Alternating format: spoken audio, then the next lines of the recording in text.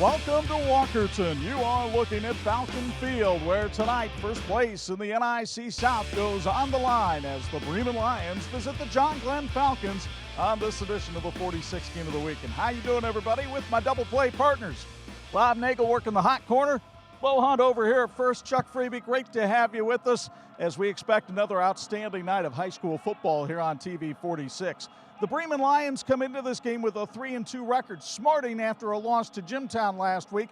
But Bob Nagel, 3 wins was all that Bremen had a year ago. So Jordan Leeper is pleased with the progress he's seen every week from his team. He is, Chuck, but again, they're 1-1 in conference play, so they really got to get a win tonight against John Glenn to stay in the race.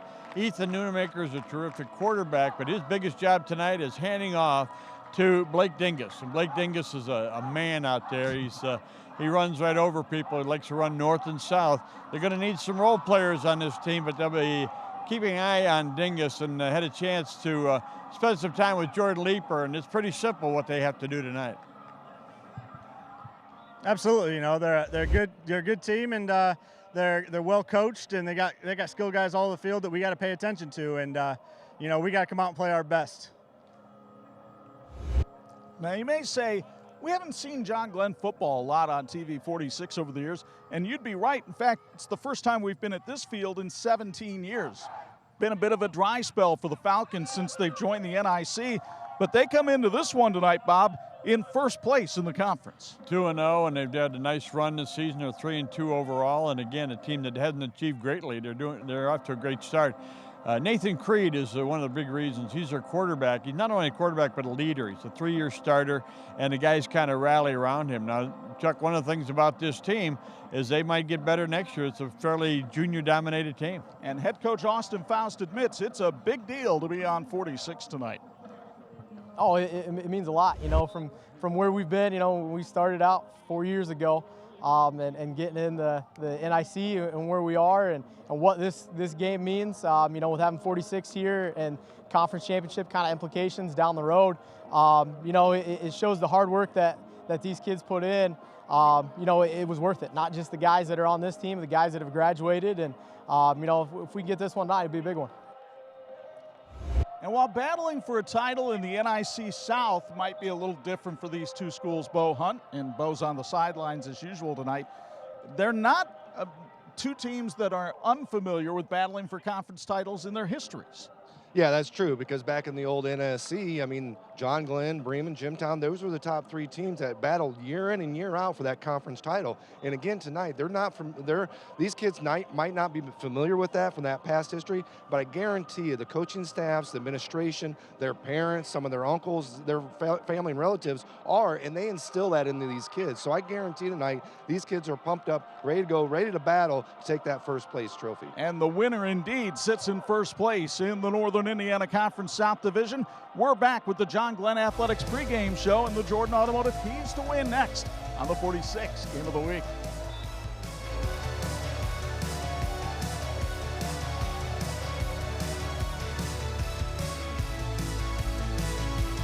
This is the WHME TV 46 High School Football Game of the Week. Brought to you by Intera Credit Union, Bills Heating, Jordan Automotive Group, TCU, Aegis Dental Group, Crown Trophy, Imagineering Finishing Technologies, and the IHSAA.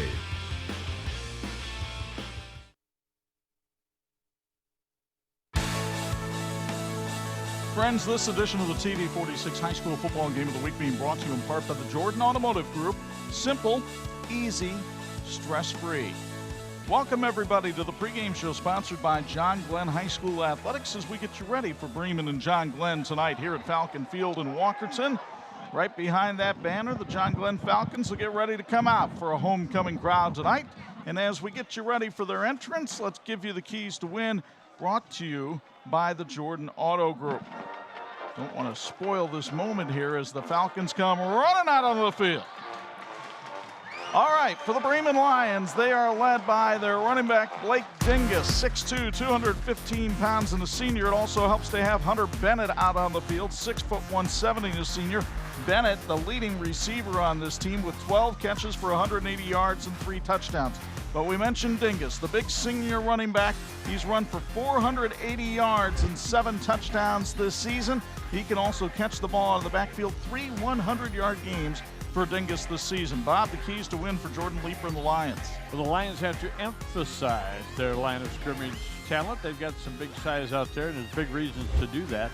They have to corral Creed, and we're not talking about Apollo Creed, although he's just as important to this team as the Nathan Creed is the quarterback for John Glenn. They got to win the turnover battle. It was key in their loss to Jimtown.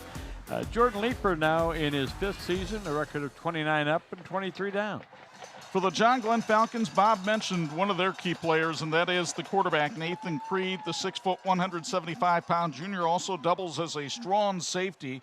Creed this season can hurt you with the arm and the legs. He has thrown for 265 yards, but he has run for 523 and 8 touchdowns.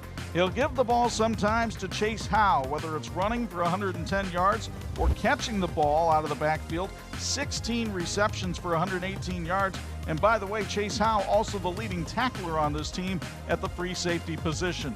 The keys to win for Austin Faust and the Falcons. Falcons need to tackle well. They got to make sure it doesn't turn into a Dingus day here tonight, because Blake Dingus is a terrific running back. They've got to stop the run and make Nunemaker throw the ball sometimes when he doesn't want to. And they have to execute offensively.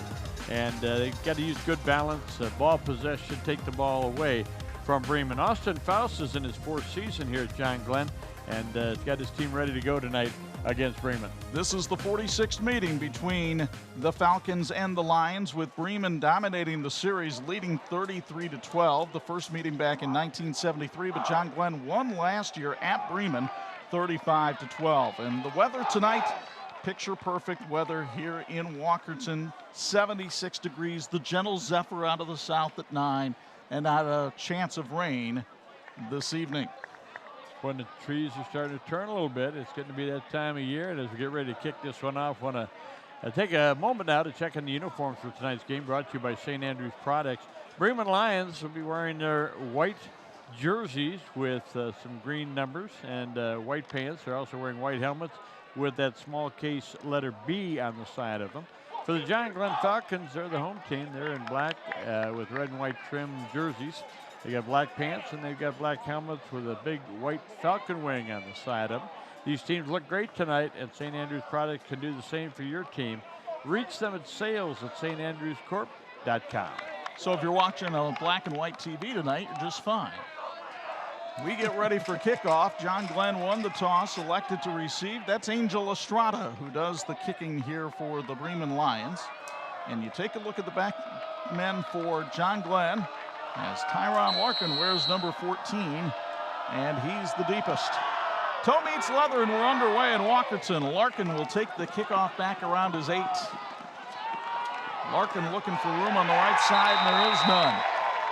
As Bremen comes in with a big hit on special teams, and John Glenn will take over inside its own 20 at about the 16-yard line.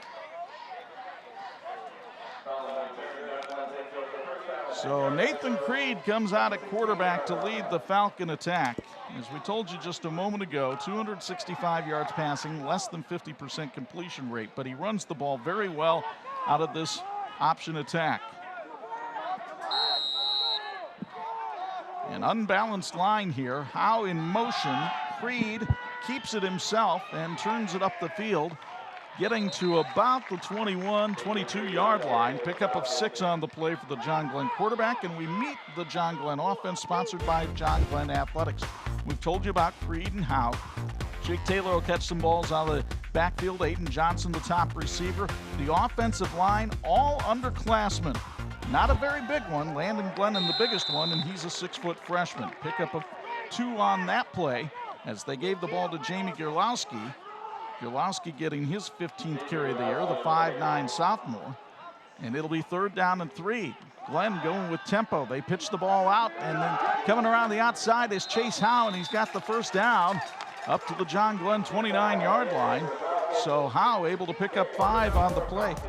Here's the Bremen defense very quickly. Richard Samuel starting on the defensive line. The linebacking crew, a young one, Grant Kaufman, the senior of that group.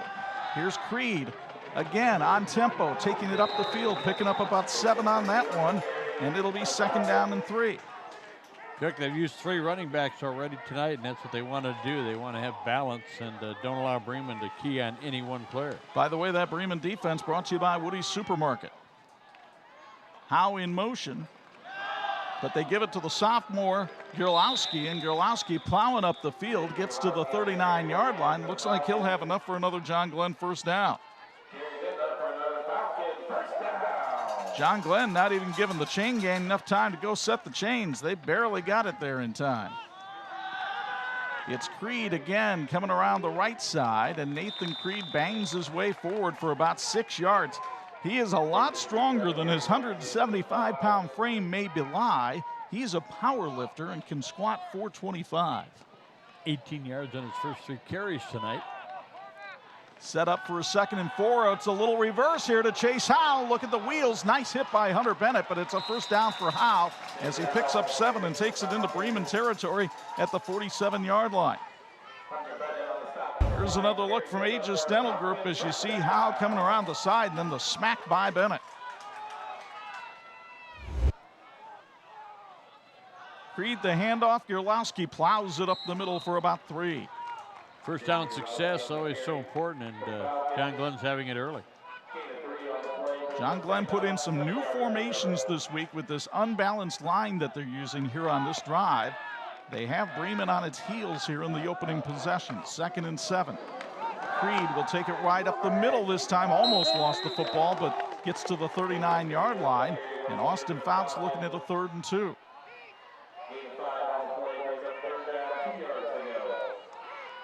Boy, John Glenn coming out here like it's Travis Hanna's basketball team on a fast break, and Bremen's going to take a timeout to give their defense a chance to breathe.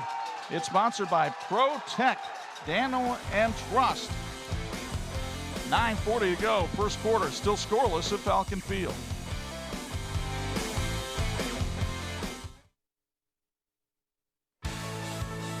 This edition of the 46th Game of the Week brought to you by Intera Credit Union. We get it because we live here too. Look, when you're visiting Walkerton, Memo's House of Pancakes is the place to eat with an extensive menu and options from breakfast through dinner. Memo's offers delicious daily specials like Taco Tuesday, Friday Night Fish Fry, and Saturday's all-you-can-eat Polish dinner.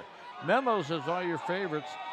Top it off with 13 flavors of ice cream and milkshakes. Visit Memo's House of Pancakes on Roosevelt Road in Walkerton. They're open 7 a.m. to 9 p.m. daily. 3rd and 2. Creed tried to go up the middle, and he's short of the first down. It's going to be 4th down and about a foot from the 38-yard line. A reminder tonight, our first quarter being brought to us by Lion Property Group.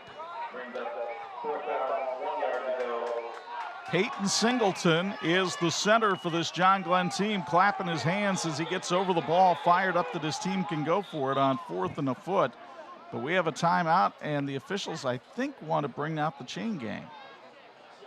It's fairly close, and they want to do the right thing, and good crew here tonight. While we have a moment, I want to tell you that Farmer Bill's Market on 331 in Wyatt congratulates the Bremen Lions on a strong start to the season.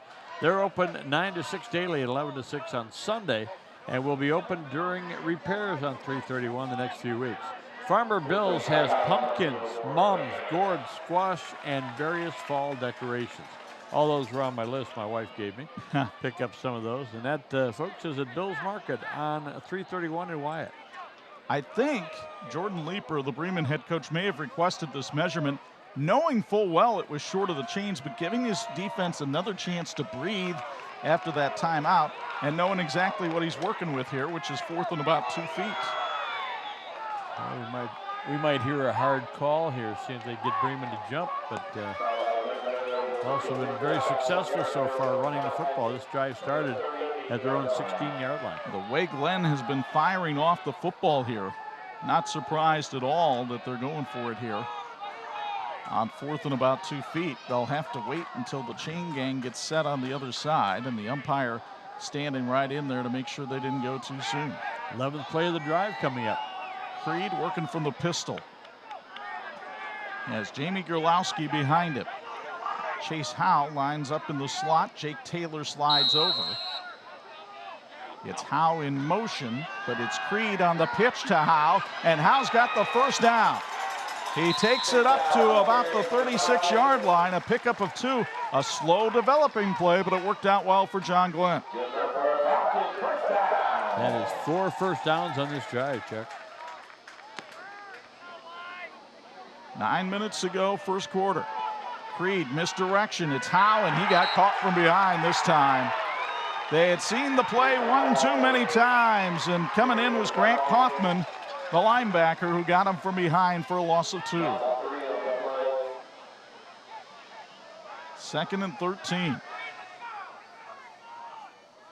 Now you may have forced Creed into a passing situation here. He's been averaging 14 throws a game so far this year. But instead they keep it on the ground. Creed trying to run the option, but he's gang tackled by a swarm of white jerseys that time. Hunter Bennett in there on the tackle, but he had plenty of help. Look at the pursuit here by the Bremen defense. Did get it down to the 35. Austin McKenzie in on the stop as well that time. It's 3rd and 10. Creed wants to throw, has time, too high. His man makes the catch, but the tackle made right away by Zach Sarnecki, well short of the first down. Chase Howe making his 17th grab of the season. So 4th and 5 for John Glenn. They've had problems finishing drives, and that's not going to help. That's our first penalty of the ball game, pardon. Gives us a chance to meet our officiating crew. The veteran Rick Podell, the head of this crew, with help from Michael Burke, Roger Griffith, Mark McCammon, and Phil Tusky. And the 5 yards extra will force John Glenn into a punting situation. It'll be the 15th play of this drive.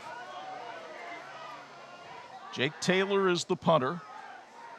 Only averages about 29 yards a kick, but he's put 5 inside the 20-yard line. Peyton Singleton late getting out for the punt. 29-yarder would be about perfect right now, wouldn't it?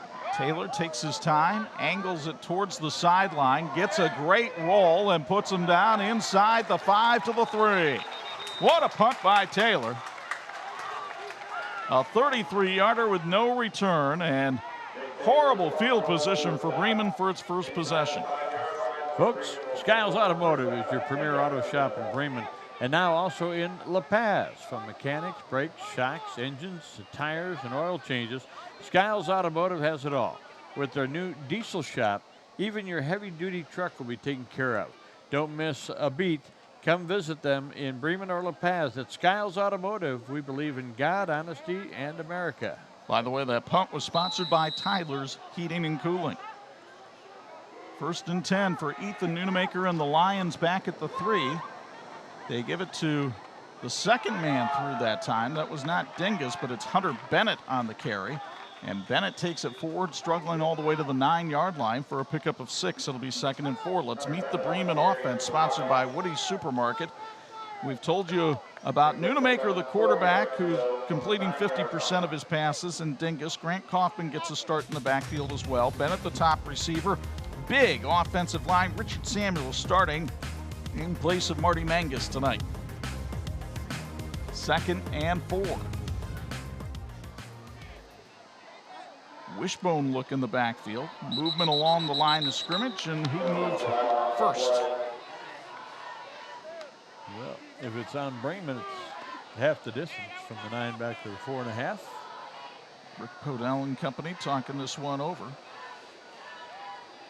Lane Moser said it couldn't have been me, but I think the crew might decide differently. Folks, for over 60 years, industry has relied on the great team at Imagineering Finishing Technologies. IFT is the industry knowledge source for metal finishing solutions. The medical, automotive, and defense and aerospace challenges have built our legacy. Reach us at iftworldwide.com. At IFT, we'll work till you're finished correctly. 2nd and 9 now for Bremen.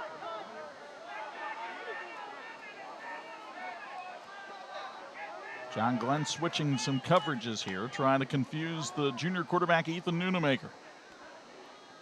Nunemaker will hand it off to Blake Dingus, and he runs into plenty of black jerseys, led that way by Gerardo Correa, the senior. Let's take a look at the John Glenn defense, brought to you by John Glenn Athletics. You just saw Correa on the tackle. The linebacking crew, very young, but Seth Giese, a senior, kind of heads up that group. And then you look in the secondary, we told you Chase Howe, the leading tackler on the team, also has 3 interceptions this season, and it's 3rd and 6 for Bremen.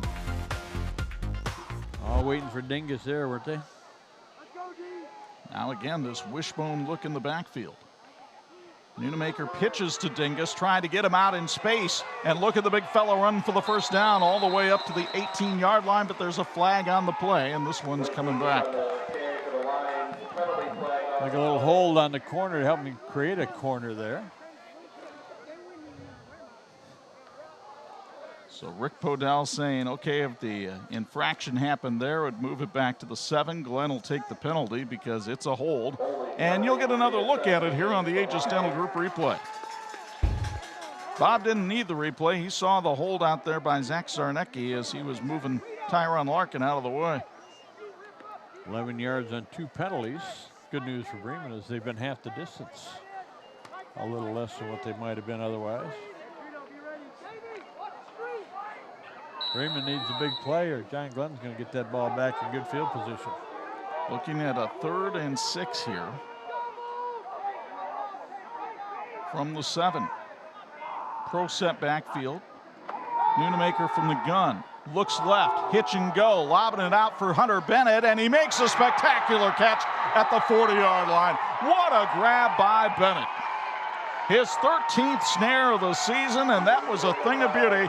Take another look on the Aegis Dental Group replay. Nunemaker put this one where only Bennett could get it. Boy, and he went up and battled, good balance, kept his feet under him, made the catch.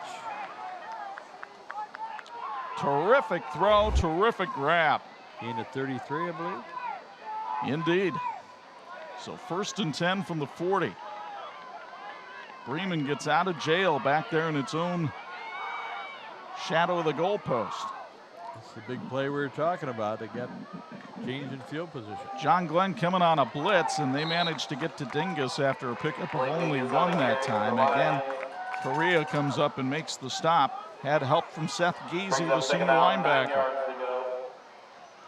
Folks, Wanda Balsley with Collins and Company Realtors in Bremen wants to give a shout out to the Lions on a great start to the season. Wanda has over 17 years experience helping families for your next move, whether buying or selling. Contact Wanda Balsley at 209-0775.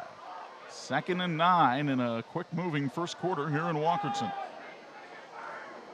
Nunemaker runs into Dingus, and then plenty of black jerseys do. Well, that was doomed from the start.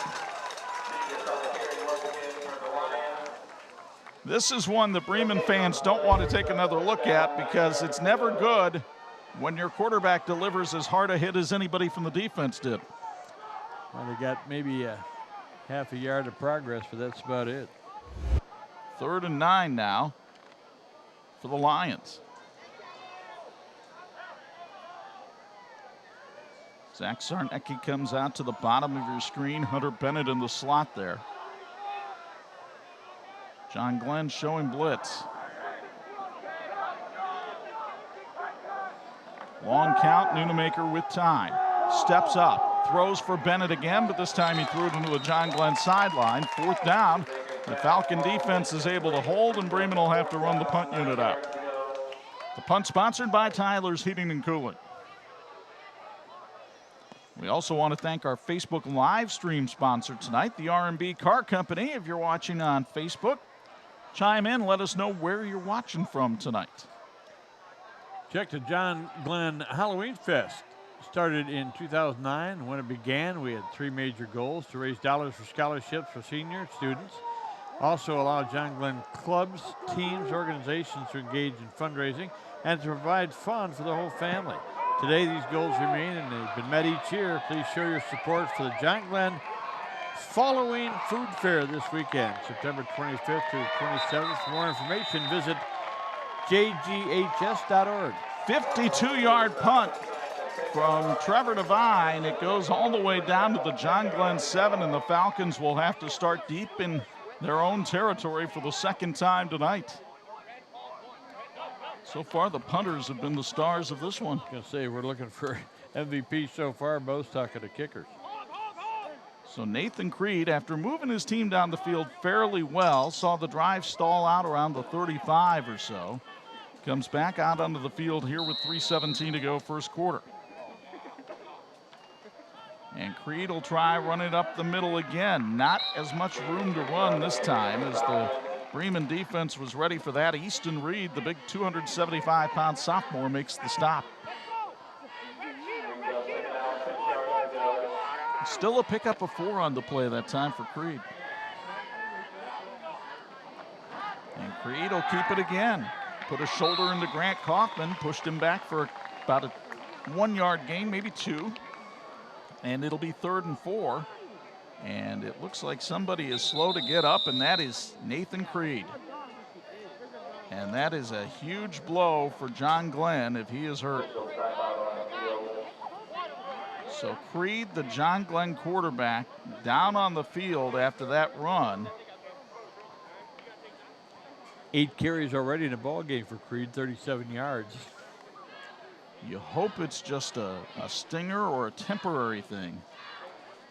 Jordan Leeper, the Bremen head coach, came out to say a quick word of encouragement to Creed. Austin Faust, the Glenn head coach, out there along with the trainer as you look at the Bremen defense there on the sideline. Austin Faust is on one knee, and I don't think it's to check on the player. So let's see if we can see what happened here on the Aegis Dental Group replay. As Creed will turn up the field. Kaufman with the hit there. And maybe it was just the compounding of weight coming down on that shoulder right there. But Creed obviously favoring his right arm as he comes off the field. And that'll cause John Glenn to have to go to the backup quarterback for the first time this season, and maybe for a while, as Creed really seems to be favoring that arm. He got his bell rung pretty good in there too, Chuck. Have to wait and see if he comes back into the ball game.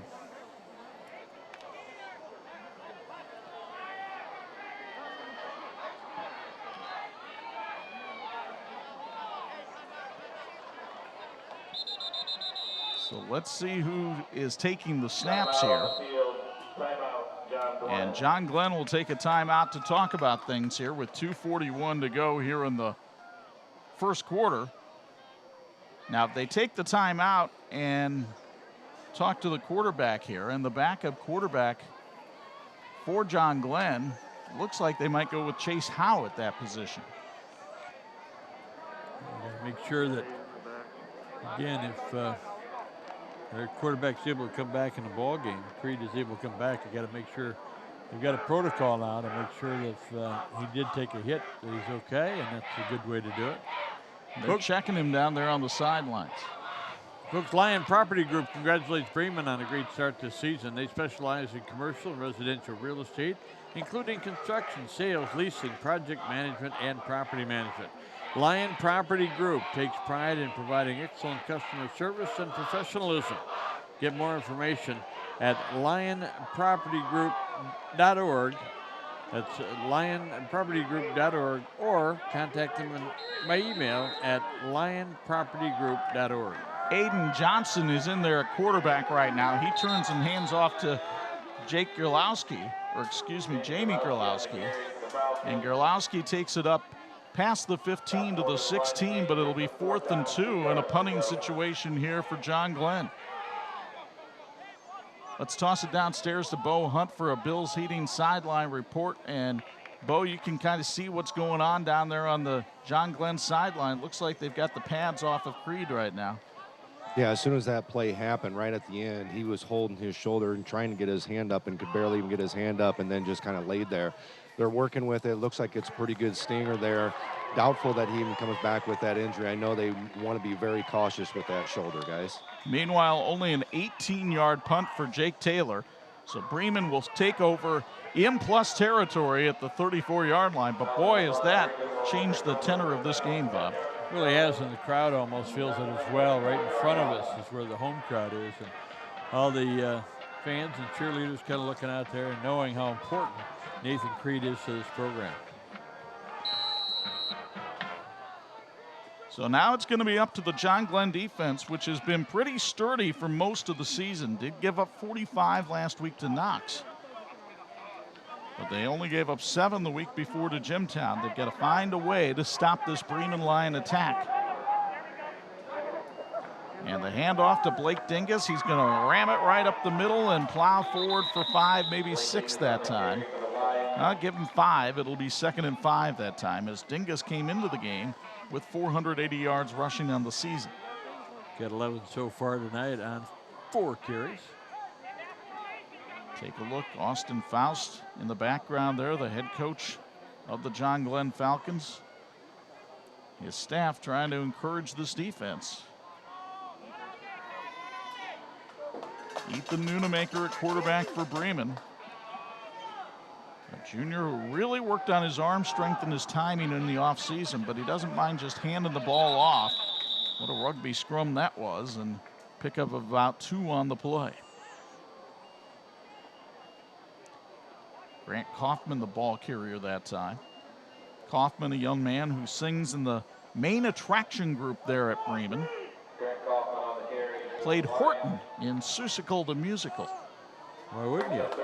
Well, that's an old TJ Freebie role. So. Oh, is that right? 3rd and 3. See the clock in the bottom right-hand corner of your Intera Credit Union scoreboard. Handoff to Dingus around the left side. He's caught from behind and taken down. Great pursuit that time by Jamie Gerlowski to get Dingus behind the line of scrimmage and set up Bremen with a 4th and long. They'll set it up, and it looks like it's going to be 4th and 5, but we'll see if Bremen even tries to run a play here or waits till the 2nd quarter. The Lions will allow the clock to expire here at the end of 1, and sunset in Walkerton on a scoreless duel here between Bremen and John Glenn. It's homecoming here for John Glenn. The home team came out fired up, but now that their quarterback is injured, can they keep that spirit going against a potent Bremen attack? Nothing at the end of 1 on 46.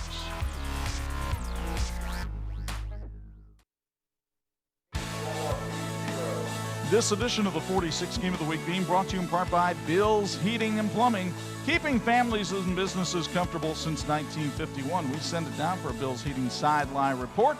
Bo Hunt, your impressions of these 2 teams after 1 quarter? I think both teams are very evenly matched. I think that's why one of the reasons we're here. This is going to be a great competition, great game. Big blow, though, with Creed going out at this moment. You could just kind of see the big exhaustion of air on the sidelines over here with him going out of the game. So we'll see what kind of adjustments and see what kind of integrity and everything their defense can really step up here and stop this Lion offense, because right now I think they got a little bit of momentum going into the 2nd quarter, guys. All right, thank you, Bo. 4th and 5. Key play here for Bremen. Hunter Bennett in the slot to the right of Ethan Nunemaker. And some movement before the play. It looks like another motion penalty on Bremen. And maybe that changes the mind of Jordan Leeper as to what to do here, although he is all the way down to the 34. And you're taking a look at Nathan Creed there on the John Glenn sideline, and that does not look like a young man that's coming back to play tonight.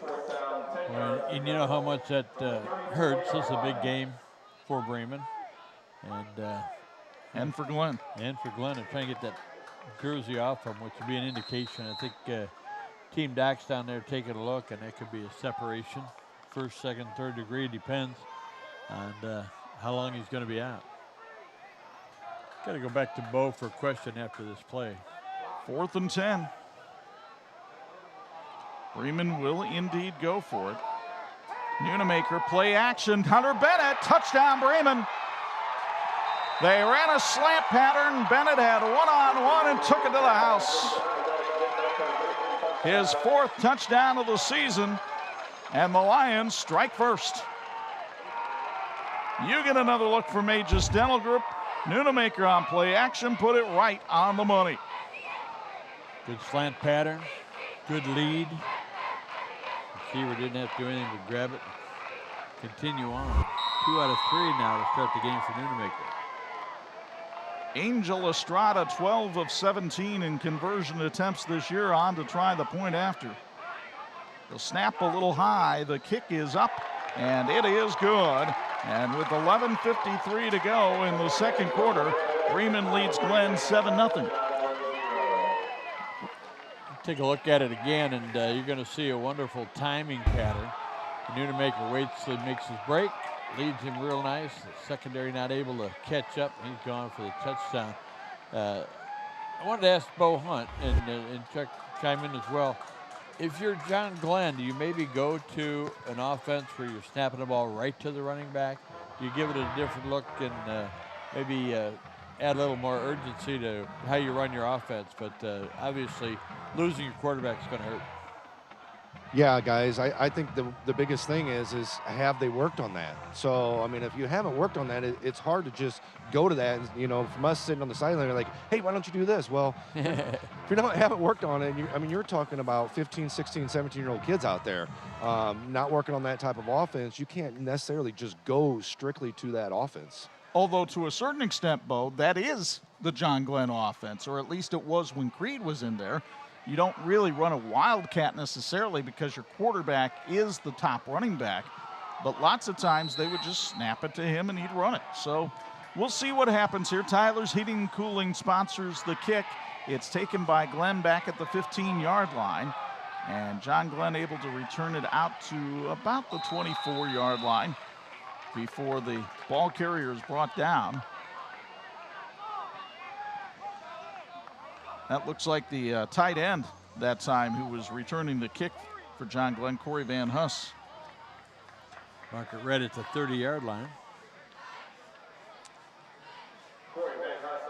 So put it at the 30, 1st and 10 for the Falcons, and it'll be Aiden Johnson, a 6-foot, 150-pound sophomore at the controls. Johnson has caught 7 passes this year. John Glenn has run 20 plays in this game already to just 12 for Bremen. Well, how about that? Johnson comes out throwing, and he hits Chase Howe for a nice little 9-yard pickup. So if you thought Austin Faust was going to go into his shell here with his starting quarterback on the sideline, guess again, take another look.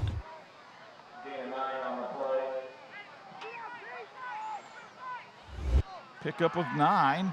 It's 2nd and 1. Now they'll hand it off to Gurlowski. Nice hole up the middle, and the sophomore runs for 10 and a first down.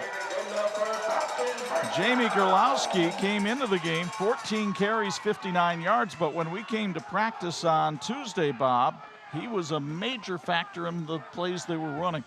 And we were kind of surprised a little bit that he was getting that much attention, but it's another development you can do as the season goes along. Gurlowski only picks up 1 that time as Bremen was able to shut it down with big Lane Moser in there on the stop, along with Austin McKenzie.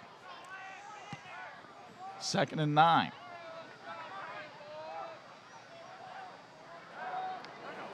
Johnson hands it off again. Gurlowski can't get around the outside. Moser, the big defensive end, brings him down. He was the most improved wrestler for the Lions last year. He showed it there with a nice 2-point takedown. It's 3rd and 9.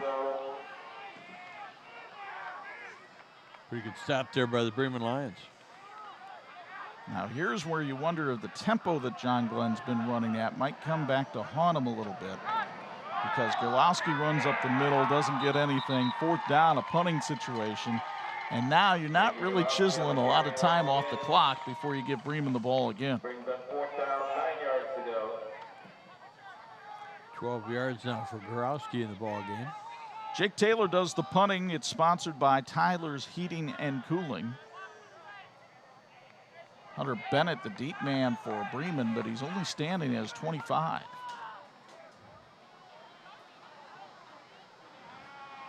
High snap. Taylor just did get it out of there. Bennett's going to let it go. This time it takes a sideways roll.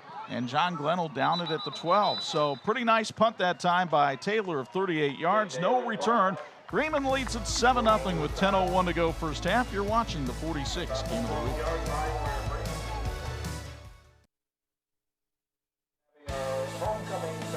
This edition of the 46 game of the week brought to you in part by Aegis Dental Group, trusted dentistry. Folks, I want to remind you that Protect Panel and Truss wants to give a shout out to the Bremen Lions.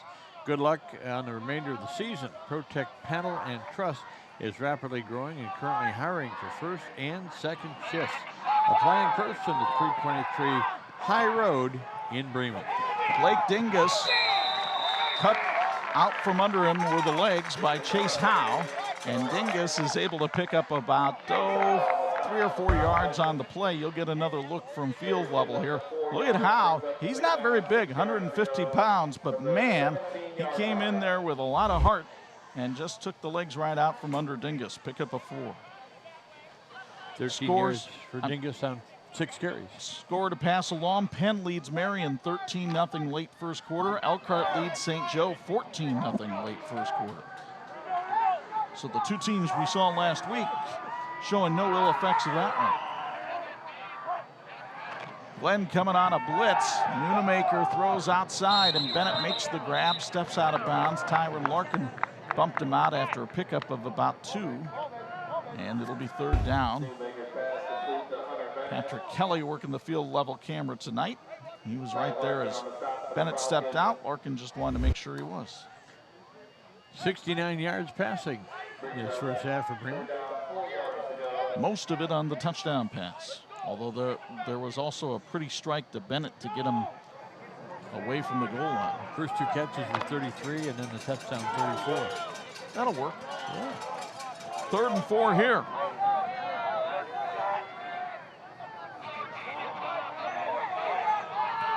Nunemaker fades back. Running out of time, fires, and he's got Zach Sarnecki, who makes the catch, but only for a pickup of 2. 4th down in a punting situation here for Bremen, you would assume. And indeed, here comes the punting unit. Big stop there for John Glenn as they try to regroup mentally and physically. You wonder if the John Glenn special teams can come up with a big play here. Chase Howe has had a kick return for a touchdown this season. And he's the deep man, awaiting the kick from Trevor Devine. Devine had a 57-yard punt earlier in the game. He averages 40 yards a boot this season. And he hits a howitzer here that Howe will take on 2 hops at the 35, and terrific coverage by Hunter Bennett, who just picks him up and takes him down at the 36. Well, that's how you draw that one up. 44-yard punt, 1-yard return. You get another look from Aegis Dental Group. Chuck, if he catches that ball in the air, he's got an opportunity, but when it bounced, it took a little bit longer, and the defense was able to get there, made a nice stop. So Aiden Johnson talks things over on the sideline. He'll come out along with Jason Elder. And let's see how the Falcons set up here.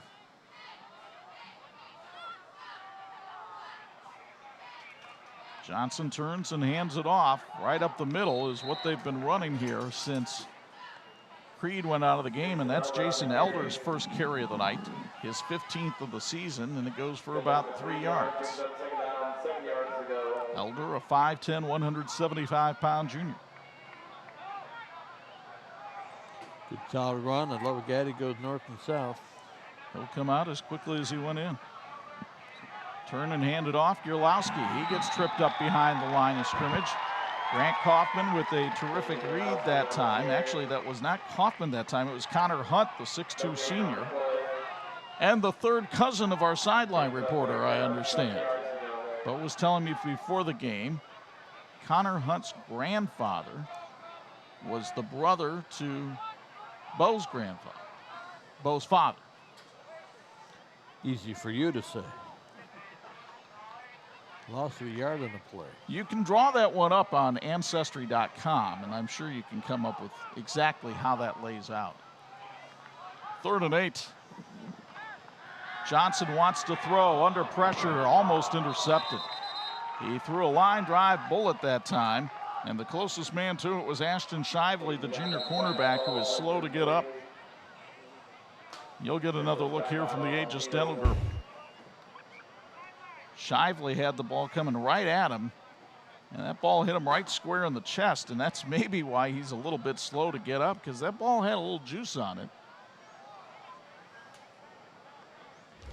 As a team, the Falcons 2 out of 3 passing tonight for 12 yards. Hasn't been a big opportunity for them so far through the year. Folks, we're glad you're with us. I want to tell you that congratulations are being sent out to the Bremen Lion football team and all other athletic activities. Good luck the remainder of your season. And that's from all the wonderful folks at Bremen High School. Well, a reminder, this is a big game in the NIC South. John Glenn, the only team in the division that is undefeated going into play tonight. Bremen, Jimtown, Riley, and Washington all at the 500 mark. Clay struggling at 0-2. But obviously, if Bremen can hang on to this lead, that will jumble things even more. No question about that. And folks, to date, $400,000 been raised by John Glenn High School for scholarships. Since the Halloween Fest's inception, more than 250 seniors have earned scholarships. Because of COVID-19, this year's Halloween Fest is abbreviated. Please plan to show your support for the class of 2021 by making food purchases this weekend, September 25th through the 27th, at the 2020 Halloween Fest Food Fair at John Glenn High School. For more information, visit their website at jghs.org. So a punting situation again, the punt sponsored by Tyler's Heating and Cooling. Jake Taylor's been a busy man tonight. High snap, but he got that one out end over end. Hunter Bennett will let it roll, and it takes a John Glenn roll. All the way down to the 11. Mr. Bennett just gave up about 15 yards with that decision. He did, and Chuck, really the MVPs for both teams tonight, other than the touchdown pass, have been the kickers. That was a big weapon right there. 51-yard punt by Jake Taylor. You might say that was a major league effort. No question about it. So 1st and 10 from the 11 for Bremen, which already leads 7-0. Bremen started at their own 3. They started at their own 24. They started at their own 12, and now at the 11. Nunemaker checks in with the play. Also a member of the Bremen basketball team. Says the game has been moving slower for him this year. Grant Kaufman wishes that were the case on that play too, but it didn't move slowly enough for Gerardo Correa and the John Glenn defense. The 5'6", 220-pound defensive tackle with a pretty good thud on Kaufman after a pickup of 1. Moving the ball around a little bit. Kaufman now with 3 yards on 2 carries. Reminder, our Facebook live stream tonight brought to you by the R&B Car Company. Second quarter brought to us by the Lion Property Group. Chuck, I think if you asked John Glenn if they had held Dingus to what he has so far in the ball game in this first half, they'd be pretty happy with it. Nunemaker incomplete. Tyron Larkin did a great job of breaking up that pass for Hunter Bennett. You get another look from Aegis Dental Group.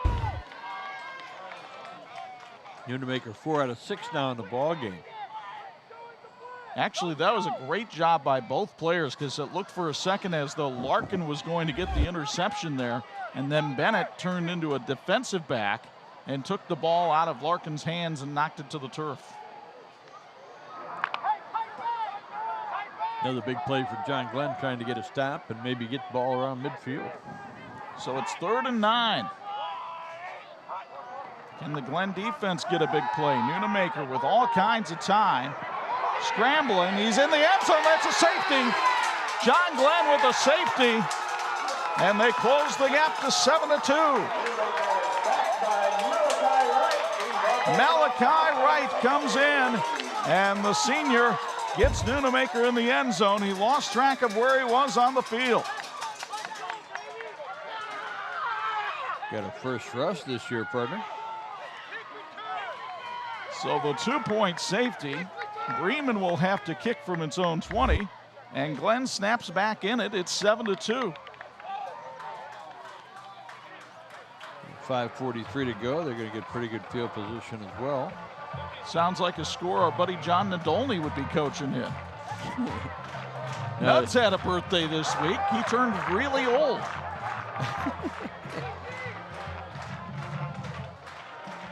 What a big play. You know, not only is the defense getting a stop there, but they're on the scoreboard and going to give the offense good field position. So what a big benefit that was for John Glenn. Folks, want to tell you that Noah Trueblood wants to give a shout out to the Lions on a great season so far. Like a good neighbor, State Farm is there, and Noah Trueblood is your neighbor to ensure that you have the protection you need. Give State Farm agent Noah Trueblood a call today. His number 546-4422. It's 546-4422. New Prairie leads John Glenn. That game 7-6 in the first. This kick sponsored by Tyler Heating and Cooling. Angel Estrada's boot taken by Tyron Larkin back at the 27. Larkin up the middle of the field. Larkin all the way to the Bremen 35, and momentum is turned here in Falcon Field.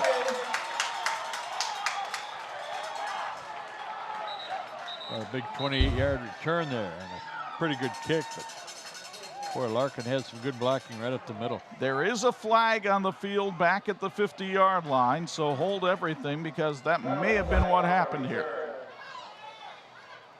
Rick Podell indicating that the penalty is against John Glenn. While they walk it off, we'll tell you that at St. Andrews Products, your expectations become our standards. We have the finest promotional products, advertising specialties, business gifts, and apparel. Our team handles all embroidery and screen printing in-house to guarantee the quality and the timely turnaround you need to meet your needs. At St. Andrews Products, our answer is always yes. Now, what's your question? So they'll spot the ball back at the John Glenn 40-yard line. Check that New Prairie score you gave a minute ago. You said they're playing John Glenn. I think no, John Adams. John excuse Adams, me. right. 7-6. New Prairie leading John Adams. Here's the handoff up the middle. Kierlowski, excuse me, takes it forward for a pickup of 6 on the play to the 46-yard line. And again, Glenn will go with this tempo offense. Trying to wear down the bigger Lions. 2nd and 4. Aiden Johnson hands it off. Kierlowski again up the middle. This time only got about 2, but now they're looking at 3rd and 2.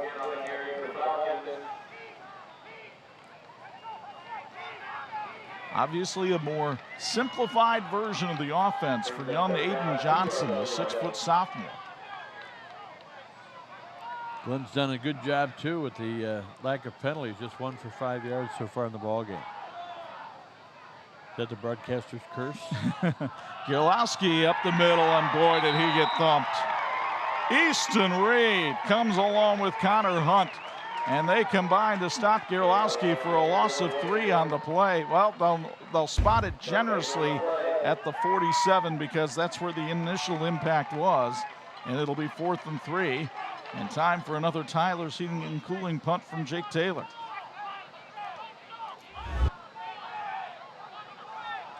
Halftime will be homecoming activities here at John Glenn, and of course we'll have our student athletes brought to you by TCU. Bennett, the deep man, again not very deep. Taylor's punt fielded by Bennett back at the 20. Bennett looking for room to run, hops to the outside and gets forward to the 27-yard line. And that's where Bremen will take over 1st and 10 with 3:52 to go in the half. U.S. Appliance Outlet says congratulations to the Bremen Lions on a great start this year.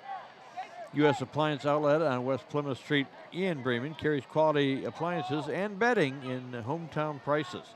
check them out at jsappliance.biz. It's JS Appliance in Bremen. Spotted at the 26. It's 1st and 10 for Bremen. The Lions with 2 timeouts remaining here in the half. The handoff to Dingus. He tries to run off the right side, carries some players with him, and goes forward to the 33-yard line. A pickup of 7 for Blake Dingus, who was injured last year and couldn't play very much for Bremen. Good baseball player. Jimtown now with a 28-0 lead on South Bend Clay. Edwardsburg leads Jonesville up in Michigan 24-0. Kevin Bartz's Eddies off to another solid start as they hit week 2 of the season. 2nd and 3, it's Dingus again, hurdling tacklers and getting forward for the first down to the 37-yard line. And it's always Dingus Day in this Bremen offense, as Blake Dingus accounts for almost 60% of his team's rushing yards this season, Bob. And that's why you got to feel pretty good if you're John Glenn. You've kind of limited what he's done here in the first half. You've held them to 7 points. You're trying to regroup after you lost your quarterback, and you got a big play from your defense. Things aren't going all that bad right now for John Glenn. Unamaker will keep it himself this time, and he scoots his way up near the first down marker. Stepped out of bounds. It looks like they'll spot it at the 45-yard line, so that'd be a pickup of 8 and leave a 2nd and 2, but the clock stops with Unamaker going out of bounds. Not a bad idea either. Unamaker's first carry of the night. You see Jordan Leeper, the 5th-year head coach, former Bremen quarterback himself, played back in 2002. Longtime assistant at Bremen, and took over the head coaching role 5 years ago, and he's 29 and 23 since doing that.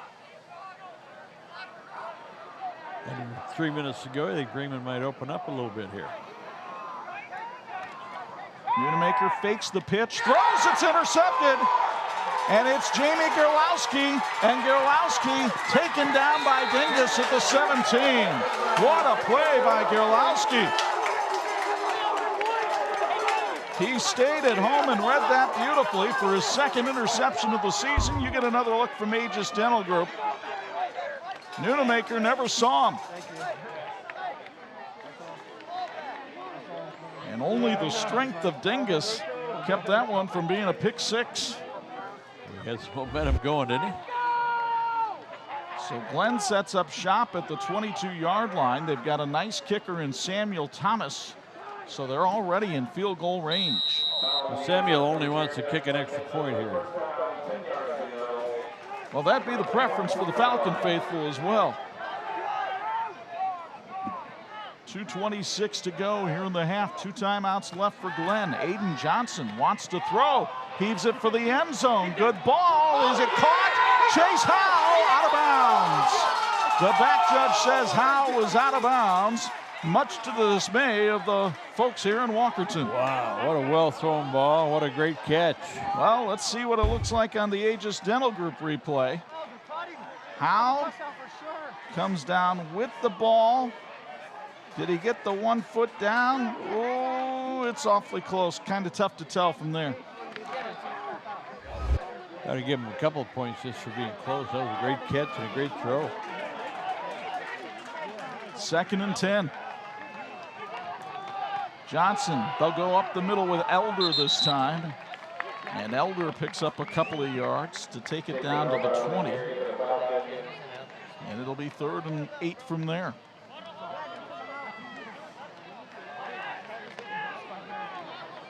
Actually spotted at the 21.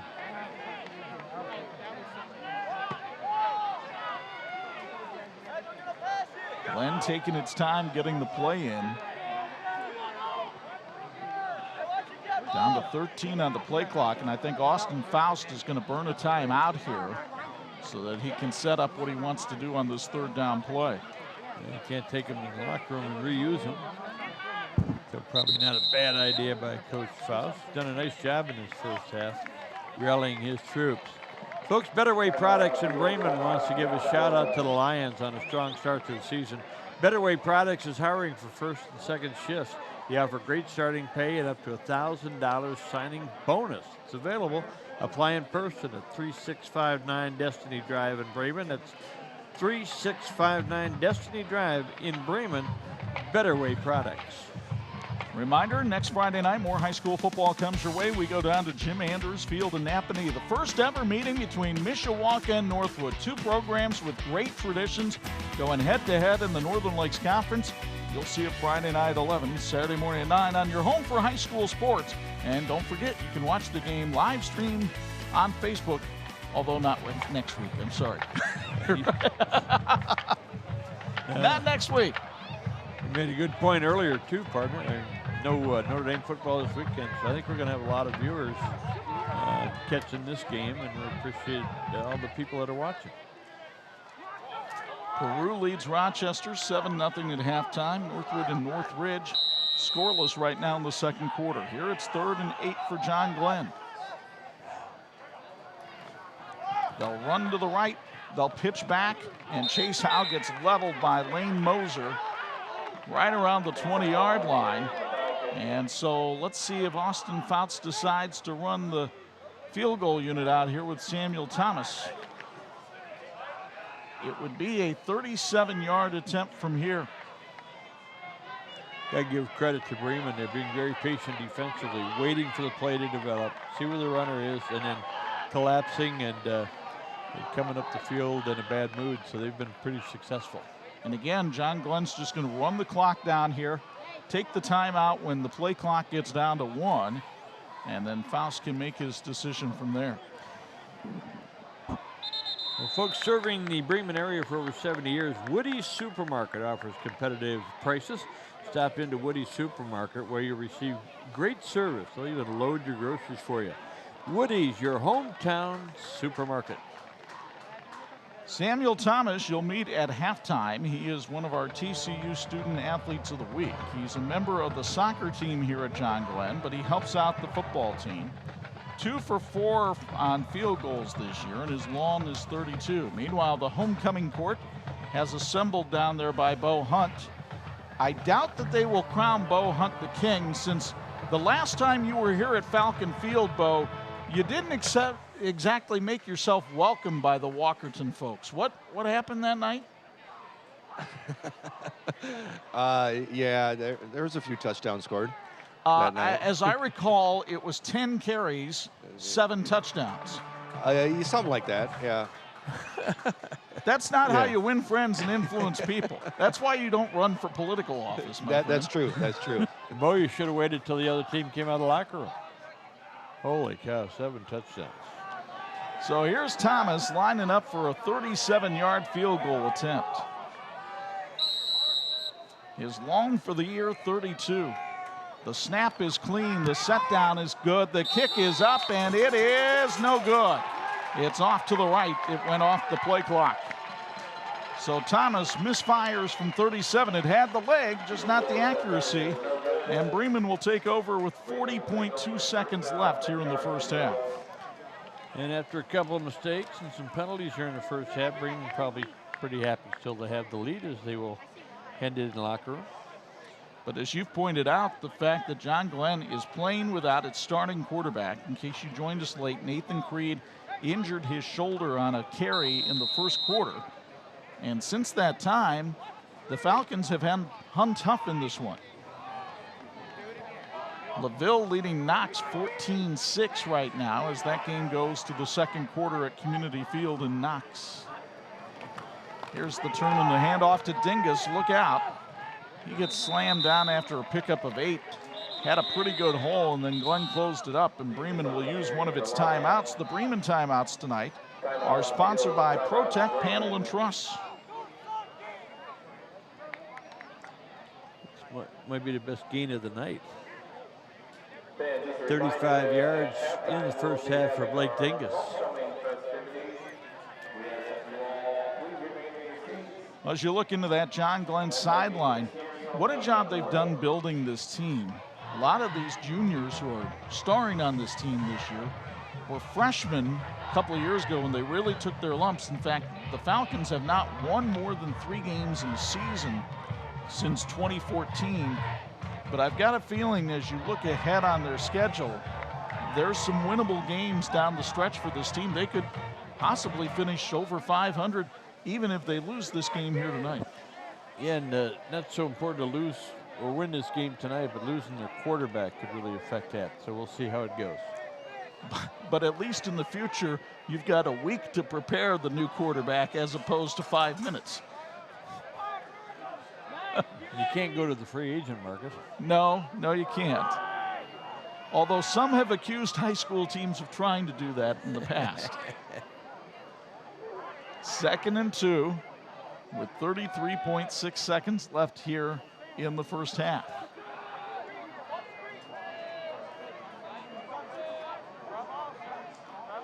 Well, they'll just go ahead and round it up to 34.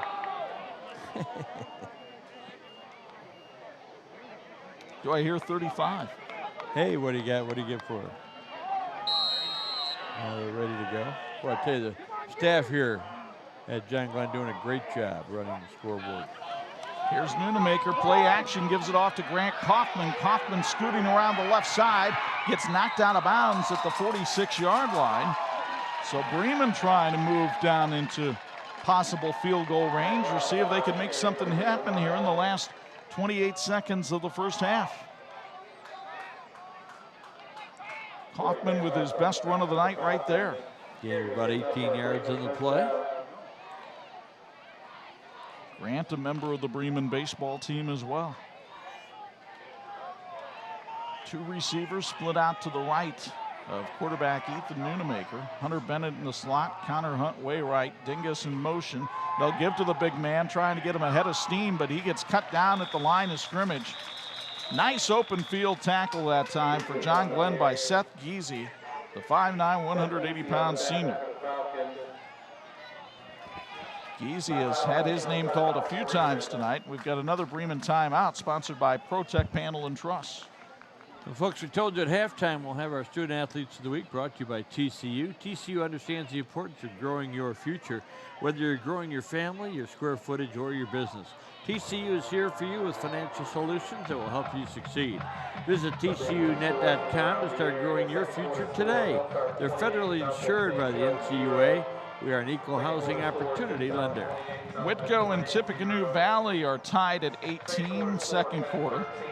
John Adams has now taken a 13-7 lead on New Prairie. That game in the first.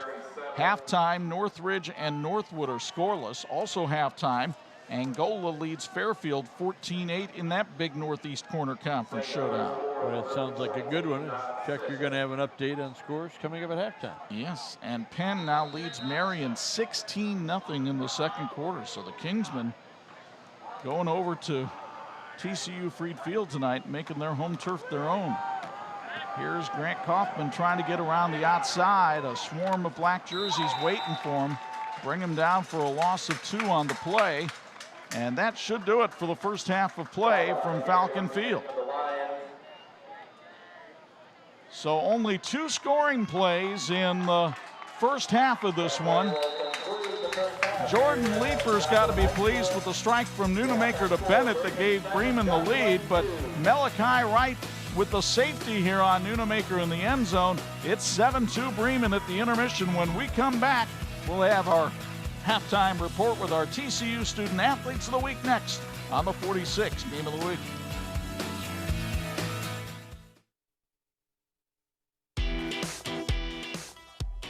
And welcome back to John Glenn High School. We're at halftime. Have a chance to honor our Student Athletes of the Week, brought to you by TCU. TCU reminds you to go online at tcunet.com and find out how you can become a member today. Folks, we're setting another record. Last week we had 3 winners. This week we got number 1 in the class, number 2 in the class, and we've never had that, so we're really proud of these people.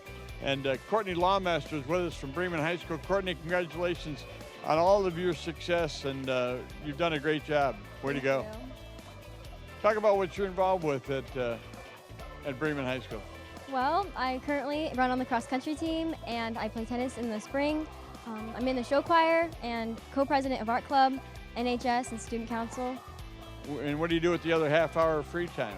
Boy, that'll keep you busy. Talk about the dedication you have to have in time management, things like that. Yeah, it's all about making certain things a priority. When you're in school, making school a priority. When you're at practice, making that practice a priority.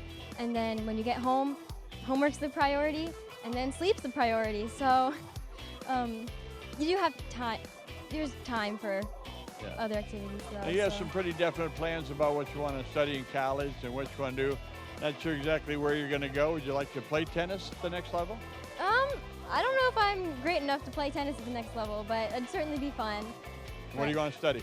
I want to go in for pre-med or nursing and then continue for a PhD in dermatology. Well, good for you, and I may have to come call on you, but if we want to give you a chance to give a shout out to the people that mattered in your life. All right, well, first my parents, they got me started in tennis, and then my coach Hudson for cross country, he makes cross country one of the best things ever, which is why I still run. And Coach Miller is the tennis coach who has been coaching me since elementary school. So thanks to all those folks, right? Yes, thank you. All right, Courtney Lawmaster, congratulations. Keep up the good work and best wishes. Thanks. All righty, Courtney Lawmaster from Bremen High School, our student athlete of the week. And now we turn our attention over to the John Glenn winner, and that is Samuel Thomas.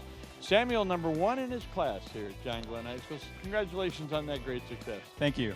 You're also involved in a couple of sports. You're involved in football, but soccer might be your best sport. Yeah, soccer is definitely my priority sport. I played soccer since I was 5, and I'd love to play soccer at the college level and also at the professional level. I know we talked earlier, you mentioned a lot of places where you'd like to go, might be Ivy League, that type of thing, but you got a definite idea what you want to study. Yes, I would like to major in physics with the hopes of getting a PhD in astrophysics. Yeah, that's what I've got. No, I don't have that. But thank goodness somebody wants to do that, and we wish you all the best with that. Talk about what it takes to handle all the priorities that you have in your life. Yeah, so I mean, it's good to have a balance of both athletics and extracurricular activities as well as, schoolwork. I would say academics is definitely a priority for me, but I also am very organized in my time, and I love the extracurricular activities I'm in, and I wouldn't trade for anything else. That's great. Give a shout out to the people that have mattered, the people that have had your back growing up. Yeah, I mean, first my parents, they've been there every step of the way for me. They've been so encouraging. Also to my soccer coach, Coach Miola, and my football coach, Coach Faust. They've been great these past 4 years. And also to just my teammates and my friends, they've also been there for me. There you go. Those are guys that cheer when you make those kicks. And, yep.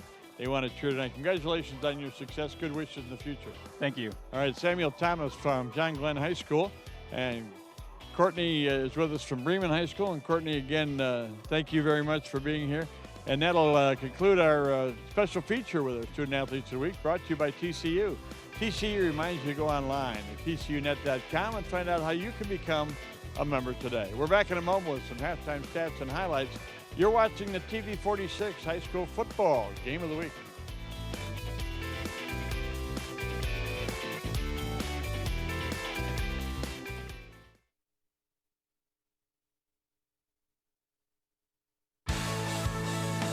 And this edition of the TV 46 High School Football Game of the Week being brought to you in part by the Indiana High School Athletic Association, partnering with TV 46 for 30 years.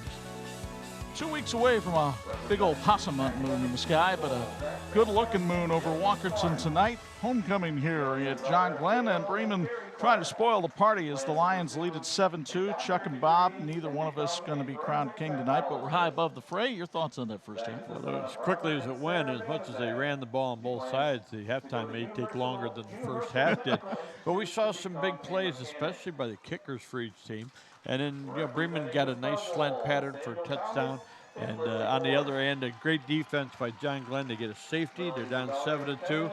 Still in the ball game, even though they lost their quarterback in the first quarter. But Chuck, there were some big plays. Let's show you how it got to be this way here at Falcon Field, as John Glenn with Nathan Creed, when he was healthy, throwing the ball out to Chase Howe, trying to pick up a first down. Creed would eventually get hurt. The big throwing in the first half done by Ethan Nunemaker, combining with Hunter Bennett on a pretty play here to get Bremen out from the shadow of its own goalpost. Bennett may have been favoring his shoulder there. Not here. Nunemaker to Bennett one more time on that slant Bob was talking about. First play of the second quarter. 7-0 Lions at that point. Jamie Kurlowski has run the ball hard for John Glenn tonight. Found some room up the middle against the Bremen defense, just not enough. Meanwhile, Nunemaker got in trouble as he scrambles here. Malachi Wright's going to bring him down in the end zone for the safety. Glenn's on the board, trailing 7-2. But they just couldn't get any momentum going. This Bremen defense has really shut things down with Creed out of the game. And the John Glenn defense has done a good job against Bremen. Here it's Gierlowski with the interception, but they couldn't turn it into points. 7-2 Bremen at the break, and here are the first half stats. Now, is that the break or the 7th inning? Well, it sounds like a baseball score, but look at Bremen. They had 72 yards rushing, 68 passing, really good balance, 140 total yards. And the touchdown. They had 4 first downs. They did have a turnover, and they also had a safety against them. They had 3 penalties for 16 yards and were outpossessed in the first half by John Glenn. Glenn 64 yards rushing, 14 yards passing, 78 total. They did have 5 first downs, no turnovers, 1 penalty for 5 yards. A little bit neater, cleaner game in the first half for John Glenn, but here we are hooked in a dandy. Glenn's still in it, trying to hold on to its lead in the NIC South on this homecoming Friday here in Walkerton. The court still waiting to see who the king and queen will be. We'll try to tell you when we come back. And for those of you watching on Facebook Live or YouTube or the Champions Network, stick around. We'll have some scores from other games coming up next here on 46.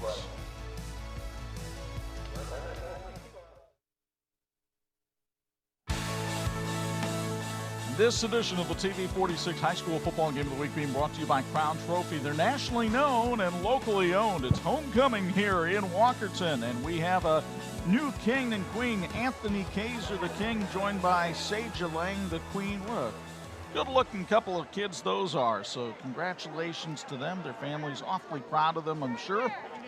And we're awfully proud to have Bo Hunt down on the sidelines with us again tonight for a Bills Heating sideline report.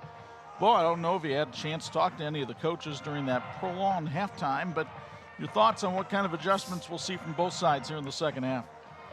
Yeah, we want to maintain that social distance with the coaches and stuff like that, so I don't always get a chance to really get up close to them and talk to them. But I think one of the biggest things with John Glenn is, you know, what type of adjustments they'll make on offense. I really like what they did on defense. They really stepped up. Their defense overcame what their offense was lacking with Creed going out of the game. And with the Lions, I think they just need to sustain some drives. They really haven't had any drives where they're picking up first down after first down. They've just been getting off the field with some penalties and stuff, guys. All right, thank you very much, Bo. You look into that Bremen huddle. Jordan Leeper trying to lead his team to win number 4 of the season, as are the Falcons. Both these teams coming in at 3-2. Let's update you on some other scores from around the area. Marion has cut the lead to 16-8. Penn still leading that game. That game's now at halftime at TCU Freed Field. South Central with a 20-0 lead on Lake Station. And Warsaw leading Goshen 28-14 at the half. Here we're ready for the third quarter, brought to us by the Lion Property Group. The kickoff sponsored by Tyler's Heating and Cooling. Samuel Thomas will do the honors here for John Glenn. If he could be as effective in the second half as he was in the first half, it'd be a big weapon here for John Glenn, trying to pin him deep. Hunter Bennett is the deep man for Bremen. Third quarter underway. Thomas with a high spinning kick that the Lions will take at the 26th. I believe that's Zach Sarnecki on the return, and he's dumped on his keister at the 38-yard line by Seth Giese. Very effective kick in that it was so high and it was relatively short, so the defense got there in a hurry. Made a good stop. We've got an injured Falcon down on the field as you're going to get another look at this courtesy of Aegis Dental. Zarnecki looked like he might be running right through the middle there and then tried to put a move on Giese, and Giese collected the legs very nicely.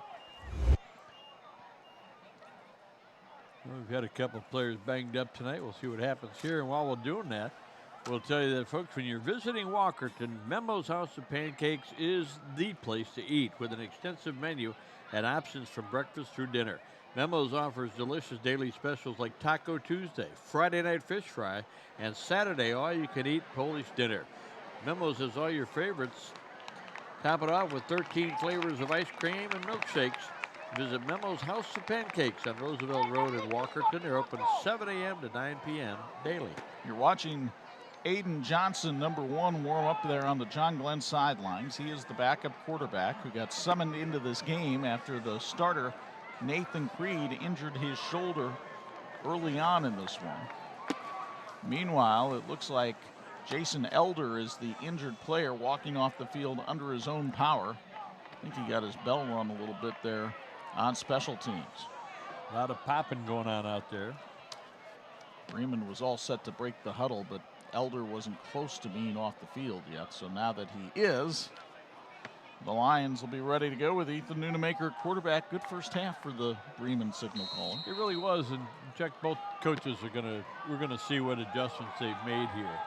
As Nunemaker went out to the wide side. Yeah, they're running Wildcat here with Blake Dingus, and Dingus will run it right up the middle for almost the first down. Came about a yard short. Corrado Correa brings him down, but a little trickery that time from Jordan Leeper to start the second half. And watching Leeper come to the near sidelines, I thought, well, maybe you're going to make sure the guy was off the field, but he was going out to a wide receiver spot. We thought maybe John Glenn would look at that Wildcat. And again, Nunemaker comes out wide. Dingus in the Wildcat formation. And Dingus will try to run off the left side. Gets a great block from Hunter Bennett. Dingus on the run inside the 40 to the 37 where Tyron Larkin brings him down. So Bremen has decided get the ball directly into the hands of your best ball carrier and set up some blockers in front of him. And boy, did Bennett do a job on Giese that time. 59 yards rushing now in the ball game for the big man from Bremen, Blake Dingus. 1st and 10 from the 37. This time Nunemaker goes out wide to the right. Don't suppose he'd throw the ball, do you? Well, that's what you have to wonder, but I don't think that's the game plan here as Dingus gets a head of steam going, runs over his own blocker, and goes out of bounds after a pickup of 7. Then we got a late flag coming in.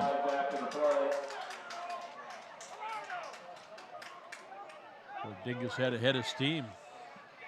So let's pick this one up on the Aegis Dental Group replay after we see what Rick Podell and his crew discuss here. We were chuckling because Dingus went flying over Hunter Bennett, but then well after the play was done, we saw a couple of late flags come in. 71 yards now for Dingus. Folks, Farmer Bill's Market on 331 in Wyatt congratulates the Bremen Lions on a strong start to the season.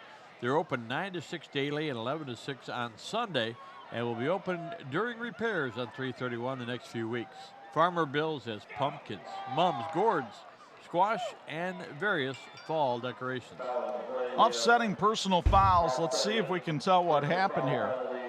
Bennett again leading the blocking, then Dingus runs right over Bennett. He's well out of bounds at this point. And that's the little shove by Correa that drew the late hit call. I'm not sure what Bremen did to create an infraction there. Unless it was away from the ball, but very play that neither coach wanted to see, but the play will stand for Bremen. And Bremen will be looking into 2nd and 3 here after the 7-yard pickup by Dingus. It has been all Dingus out of this Wildcat formation here to begin the second half. And they'll run it again here. Or at least the formation. Give me a reason to stop it. Dingus, student body right, getting some great kick out blocks. He's gone. Blake Dingus to the end zone. Touchdown, Bremen. His 8th TD of the year, and they made it look real easy going around the right side. You'll get another look at from Aegis Dental Group and watch the blocking here. What a kick out block by Connor Hunt.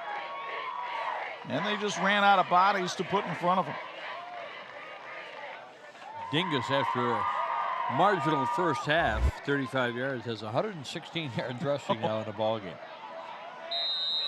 Well, they took the ball right down the field, and now it looks like Bremen may be going for 2 here. Remember, the safety is kind of thrown off the scoring here in the game. So the Lions will indeed go for 2, and again, they'll run out of this wildcat formation. Dingus can't get away this time. Jamie Gerlowski wrapped him up in the backfield. So that is the only fly in the ointment for the Bremen Lions on this opening drive of the second quarter. Blake Dingus with a long touchdown run, and the Lions lead it 13-2 in the third on 46.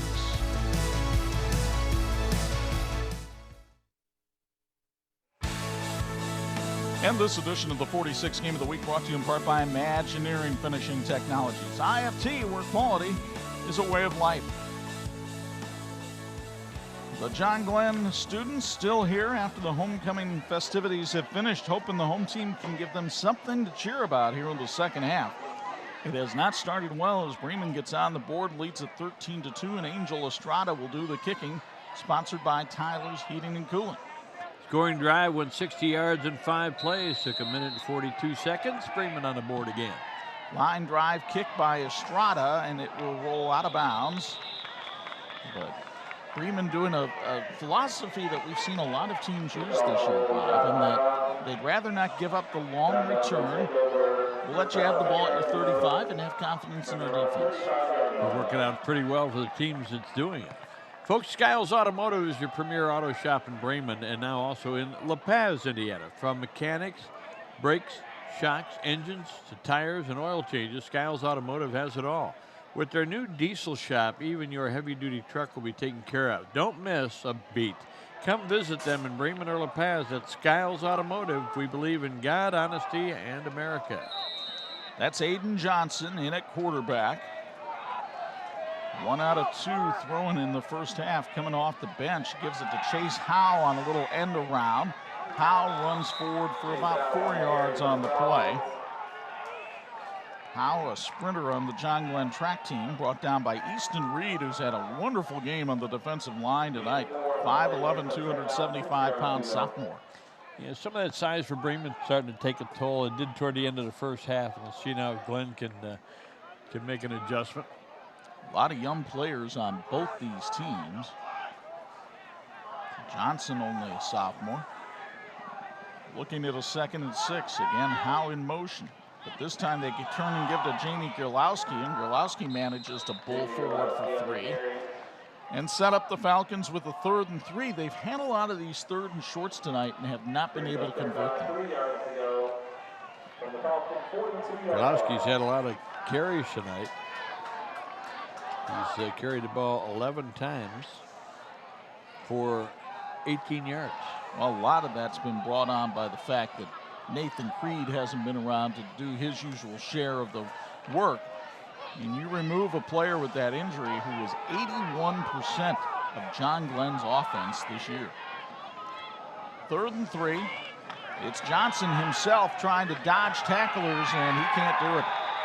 Brought down at the line of scrimmage by a swarming group of Lions, including Ashton Shively, the cornerback, who came up and made the stop, along with Connor Hunt. 4th and 2, and Jake Taylor, once again, comes onto the field to do the punting for the Falcons. You wonder at some point if Austin Faust might consider a fake punt. Problem is the snaps have been a little bit erratic, and that can throw off that kind of play too. This one's clean, and Taylor just does get it out of there. Bennett has it carom off of him. The ball's loose, and I think John Glenn got it.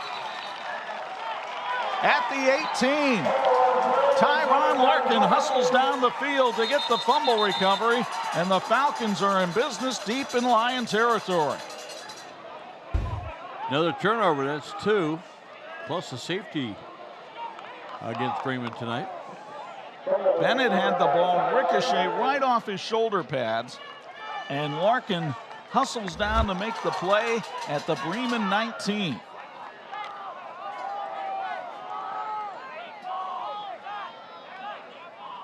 A flag is down on the field. We'll see what this is all about.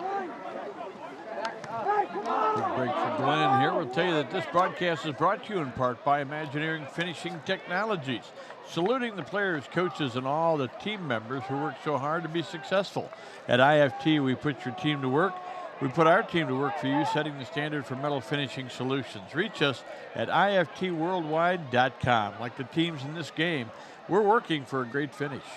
Rick Podell and his crew having a summit meeting here to figure out what the call will be.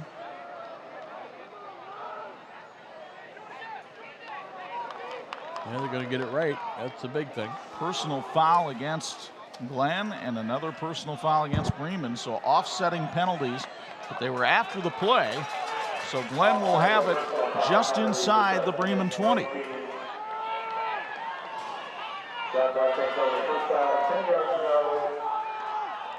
Johnson has tried to go to the end zone once, and we have whistles blown. I don't think the officials were set for the play.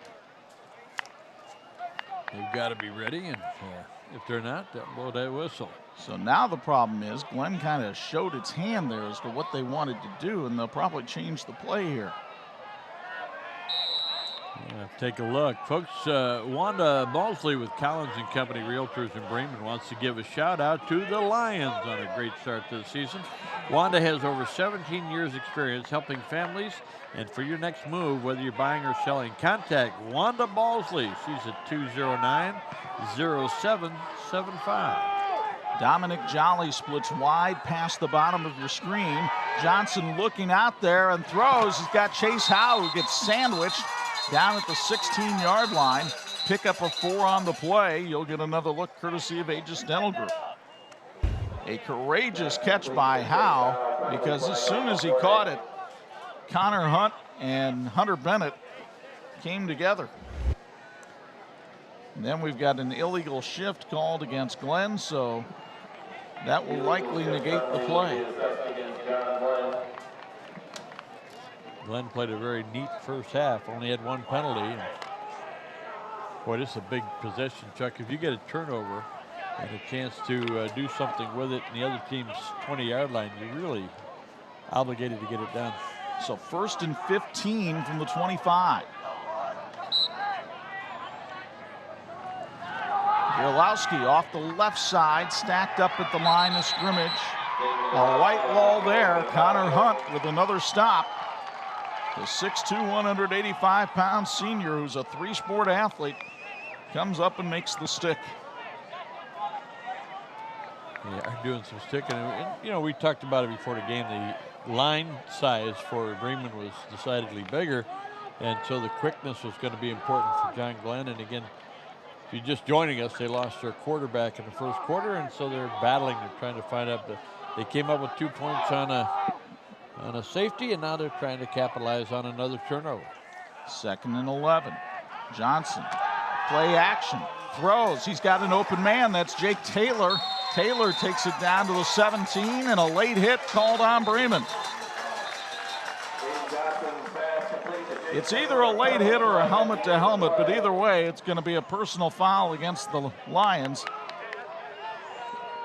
Here's the look from Aegis Dental Group. Watch Taylor come over, make his 4th grab of the season right there. The stick made there, and then it's the helmet to the back of the head by Bennett that'll draw the personal foul call. Call there by the official. You got to protect these young men. So Mark McCammon, the side judge, making that call. Pretty good opportunities again for John Glenn now as they move down inside the 20. 1st and goal inside the 10 to the 9.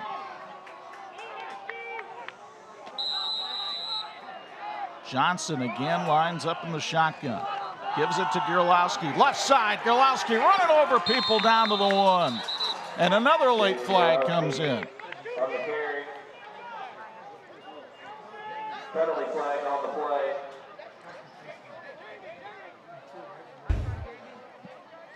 Gerlowski, as you'll see from Patrick Kelly's on-field camera going down there, and then I think Shively might have grabbed himself some face masks there at the end.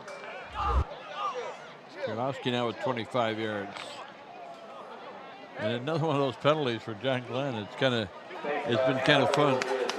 So Half the distance. about an 18-inch movement of the football, and it'll be first and goal from the half-yard line. 4 penalties against Bremen tonight for a total of 17 yards. Aiden Johnson, no, Johnson kept it himself and goes into the end zone for the score. Great ball fake by Aiden Johnson, and he'll walk in for the first touchdown of his John Glenn varsity career. And the Falcons will go for 2. Elder got smashed by 2 people in the backfield, but he didn't have the ball. You know, Chuck, is a young player comes in and takes over the reins, and he's thinking about so many things, and at halftime they had a chance to calm him down. And you know, we talked about the Wildcat as being a possibility. If you're a better runner than you are a thrower, maybe you're taking advantage of that same type of lineup that Bremen set out there with Dingus. Big 2-point conversion here for the Falcons could bring them within a field goal. Gerlowski behind Johnson. Johnson play action, in trouble, down he goes. Grant Kaufman gets the sack on the 2-point conversion, but John Glenn converts a turnover on special teams into this Aiden Johnson touchdown, and it's a ball game again in Walkerton. Bremen by 5 in the third on 46.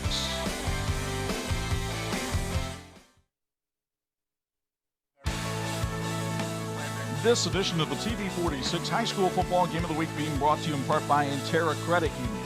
We get it, because we live here too. Chuck Freeby, Bob Nagel, Bo Hunt back with you in Walkerton. A 13-8 Bremen lead on John Glenn. Let's go downstairs to Bo Hunt for a Bills Heating sideline report. Bo, both of these teams doing something a little bit different here in the third quarter. Yeah, I think one of the biggest things is, you know, with Bremen's offense, they're going direct snap to Dingus in the backfield. And then with John Glenn, you know, a new quarterback coming in, what a great job he's doing. What a great play fake that was down here. Bennett on the blitz, had the running back locked up, but with just great fake for that touchdown play. And we'll see if they're making any more adjustments here going on the rest of the game, guys. Samuel Thomas about to put the toe to the leather, sponsored by Tyler's Heating and Cooling. Spinning kick taken at the 20.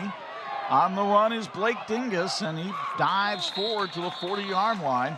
Nice tackle there by Gerlowski. Those two have been coming head-to-head a couple of times tonight. Lion Property Group congratulates Bremen on a great start to their season. They specialize in commercial and residential real estate, including construction, sales, leasing, project management, and property management. Lion Property Group takes pride in providing excellent customer service and professionalism. Get more information on their website at lionpropertygroup.org, or you can get them also at lionpropertygroup.org. 1st and 10 for the Lions. And again with this Wildcat, it's Dingus. Lots of blockers in front of him. Lots of room to run. Dingus like a wild horse down to the 31. A 29-yard run for Blake Dingus. Like C.W. McCall, he's got himself a convoy rocking through the night. Bennett leading the charge there, and it was only the tackling of Tyron Larkin that brought the big fella down. 145 yards now, and more than 100 of it here in the second half. That is a career high for Blake Dingus. He had 136 last week against Jimtown. And he's got to get back to Clemson to play quarterback. Well, just hey, now. Same hairdo.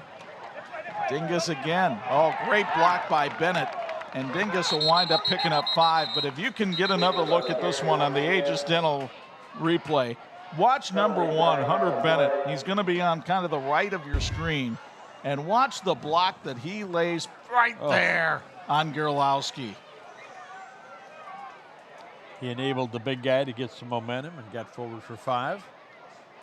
And then we've got a block in the back or a hold called that time against Bremen. So that's going to bring the play back, but it wasn't on the block by Bennett, who did a beautiful job. 27 yards on 5 penalties now for the Bremen Lions. Folks, Protect Panel and Truss wants to give a shout out to the Bremen Lions. Good luck on the remainder of the season. Protect Panel and Truss is rapidly growing and currently hiring for first and second shift. applying person at 323 High Road in Bremen. 1st and 21 now for the Lions from the John Glenn 42. Again, Dingus in the Wildcat. Running to the right. Has blockers in front. Oh, nice open field tackle by Jamie Gierlowski. The wrestler brings him down at the 37-yard line. Got him right around the ankles. Looks like he's going to get back maybe to the original line of scrimmage, but they took him down.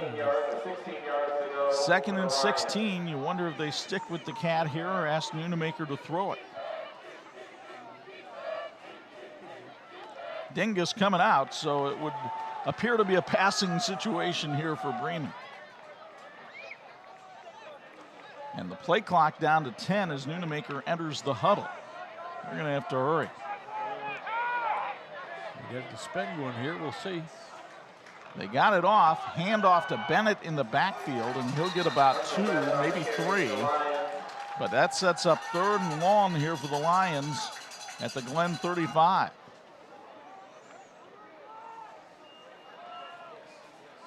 John Glenn trying to scrap and fight in this one after losing quarterback Nathan Creed with an injury in the first quarter.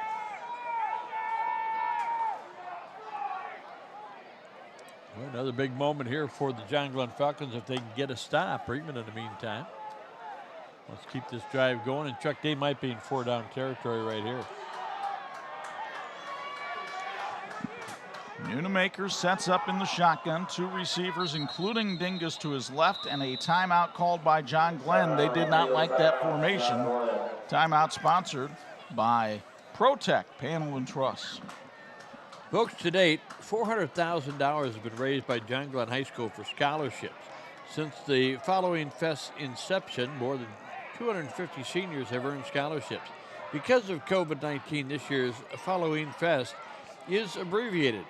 Please plan to show your support for the class of 2021 by making food purchases this weekend, September 25th through the 27th, at the 2020 Following Fest Food Fair at John Glenn High School. For more information, visit their website, won't you, at jghs.org. So we look ahead for these 2 teams. Both teams going out of conference next week. Bremen going to winless Prairie Heights. John Glenn has to play LaVille, which is doing a tap dance right now on Knox, 31-14 at the half. Both of these teams, though, will get the opportunity to play Clay and another South Bend school. So there could be some wins in the future, no matter the outcome of this one. I think it's really great the way the NIC has divided their teams. Very competitive on both sides, the north and south. Dingus back in for the Wildcat on 3rd and 14. We haven't seen him throw it yet. We are not going to see him throw it here. Runs off the left side and tackled at the 30-yard line, 4th and 9. Pick up a 5 on the play for Blake Dingus. Central Noble on top of Lakeland 28-7 in the 4th. South Haven leading Niles 20-14 in the 4th. We can tell you Jimtown leading Clay 49-6 that game in the 4th. South Central on top of Lake Station 41-0 in the first half. A couple of running clocks going on there. Mercifully. 4th and 9. Nunemaker with Max Protect in the backfield. Let's see if they run. Oh, we've got a flag thrown here. I wonder if somebody lined up offside, and somebody from Glenn did. And that'll make things a little bit easier for the Lions. Well, John Glenn's been pretty good about penalties, just their 2nd one of the night. Well, they've had a couple of offsetting personal fouls, both teams have. Folks, congratulations to the Bremen Lions football and all their other athletic and activities at Bremen High School. Good luck in the remainder of the season from a lot of great fans, and they really want to support the Bremen Lions, and congratulations to all the teams this fall. Concord coming back on Mishawaka. It's 23-19 Cavemen going to the 4th. Mishawaka had a 17-point lead in that game. Penn leads Marion 16-14. That's in the 3rd. Here, 4th and 4. Dingus trying to run around the left side. Tripped up and didn't make it. He is stopped a yard short of the first down marker. And John Glenn is held on downs. Take another look from Aegis Dental Group. Disrupted in the backfield that time, as coming in to trip him up looked like Jake Taylor. And Dingus couldn't quite get to the first down sticks. Wow, big stop again for John Glenn. So the Falcons take over 1st and 10 on their own 22. 3:25 to go here in the 3rd quarter. Good one tonight in the NIC South. Aiden Johnson with twins to each side. Now Chase Howe in motion. Howe drops the ball. Gonna have to scramble around, and Grant Kaufman gets him all the way back at the 15-yard line. Loss of 7 on the play. Austin Faust talked about execution being a key for the offense, and it didn't happen on that play. Well, he lost 7 yards, but he could have lost the football. As it is, he turned it upfield, got whacked a couple of times, but 2nd down and 17, they still have a shot. But boy, they need some big plays. They got to be careful deep in their own end. And we have another late flag on the play. And we wonder if this might be a face mask of some sort against Bremen. Noah Trueblood wants to give a shout out to the Lions on their great start to the season. Like a good neighbor, State Farm is there, and Noah Trueblood is your neighbor to ensure you have the protection you need. Give State Farm agent Noah Trueblood a call today. He's at 546-4422. That's 546-4422. John Glenn is trying to lobby that was an incomplete pass. They're trying to say that it was being pitched forward that time to Howe. And indeed, Rick Podell and his crew agree. Last play was ruled to be an incomplete forward. So they'll move the ball back to the 22-yard line, and it'll be 2nd and 10 rather than 2nd and 17. So it just goes as an incomplete pass. Well, let's 2nd and 10. Johnson wants to throw, fires the ball, batted in the air and almost intercepted. Lane Moser nearly had himself the lineman's dream after the ball was batted in the air by Brody Eckenbarger. Take another look on the Aegis Dental Group replay. And just look at the size of those guys coming in there on the quarterback. Eckenbarger 6'4", 260, and he got those big lion paws up in the air. Like a hot potato there at the end. Everybody's had a chance to pick it up, but it fell to the ground. And John Glenn with 3rd down and 10, and it sure could have been worse. Taylor looks like he's lining up behind Johnson this time.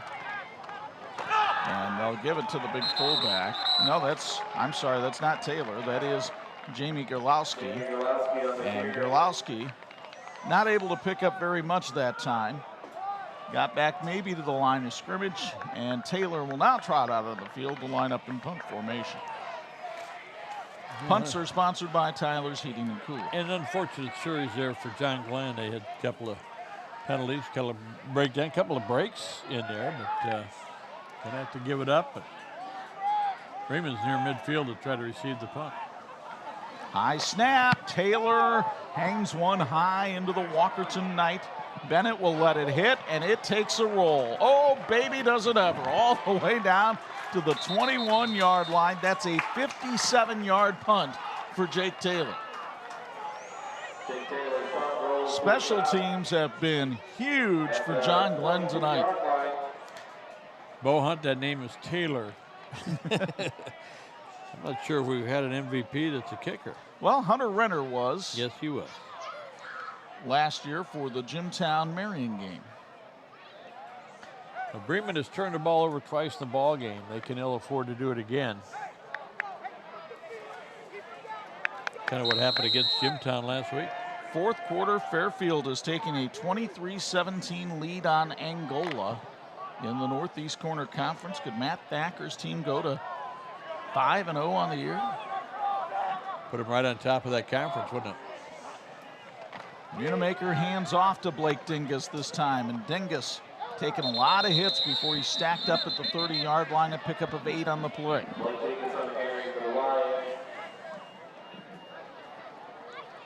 Tippecanoe Valley now leads Whitko 34-18, that game in the third.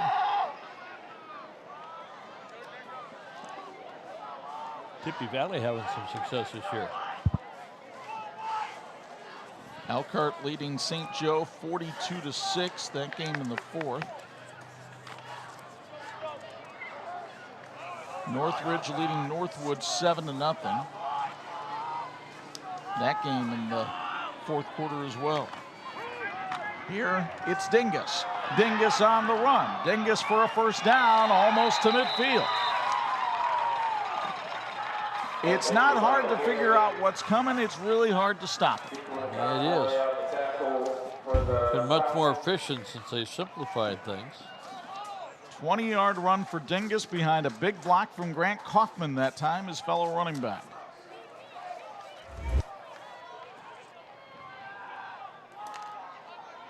And Dingus getting stronger as the game grows longer. Kaufman gets a little sugar here, and they give it to him for a pickup of 4 up to the, well, make it almost 5. Mark Buchanan spots it at the 46, so we'll call it a 4-yard pickup. Kaufman with 27 yards rushing. Dingus now 187, trying to go over that 200-yard marker in this ball game. Ethan Nunemaker brings the play in from the sidelines. Waning seconds here in the third quarter.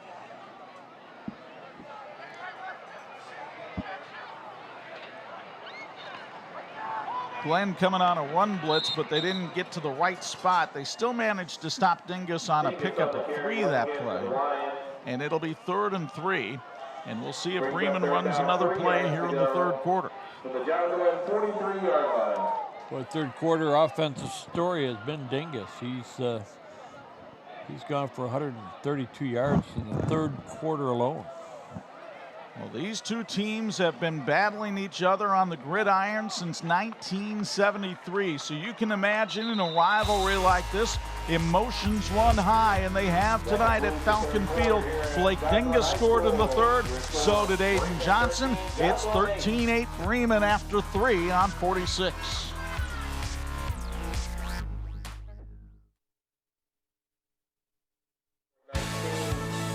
This edition of the 46 Game of the Week being brought to you by the Jordan Auto Group. Simple, easy, stress-free.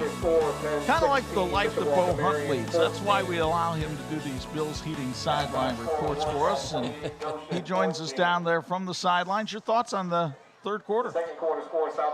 I thought it was a great third quarter. It was kind of back and forth. They were throwing punches, at each other, not literally, but I thought it was just a great third quarter. I think the biggest thing we talked about early in the game was Bremen's size and how that was going to affect this John Glenn Falcon team throughout the third and fourth quarter. Well, just throw in that offensive line, how big they are, but then throw in Blake Dingus as well, time after time, just running the ball and just putting the pressure on him, just pounding and pounding and pounding, and you can see him starting to wear down just a little bit, guys.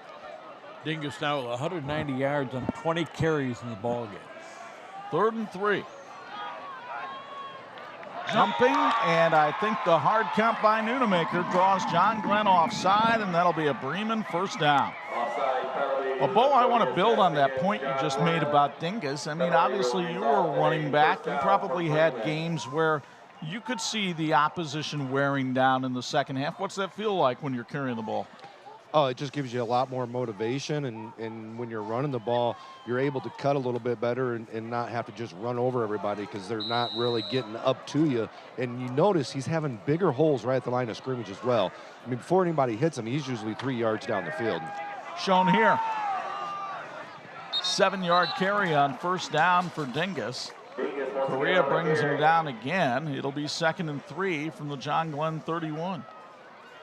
But just as you were saying it, Bo, nobody touches him for the first 5 yards of the carry. He needs 3 to go over 200. We haven't seen many of those performances this season.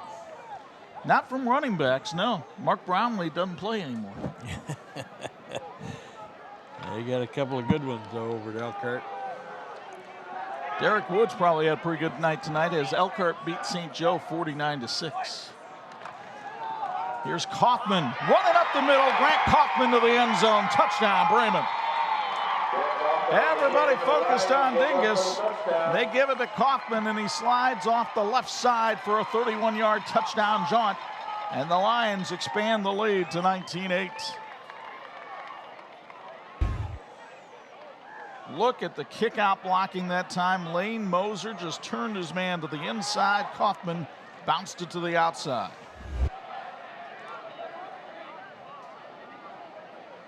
That big Bremen offensive line. Brody Eckenbarger, Lane Moser, Zach Schmucker, Brody Beasley, and Richard Samuels doing the job here tonight.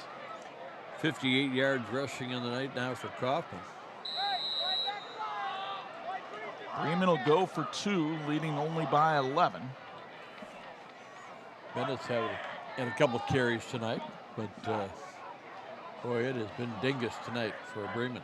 And look who's in the backfield for that one. Banging his way into the end zone is Blake Dingus for the 2-point conversion. And that'll make it 21-8 in favor of the Lions with 11:09 to go.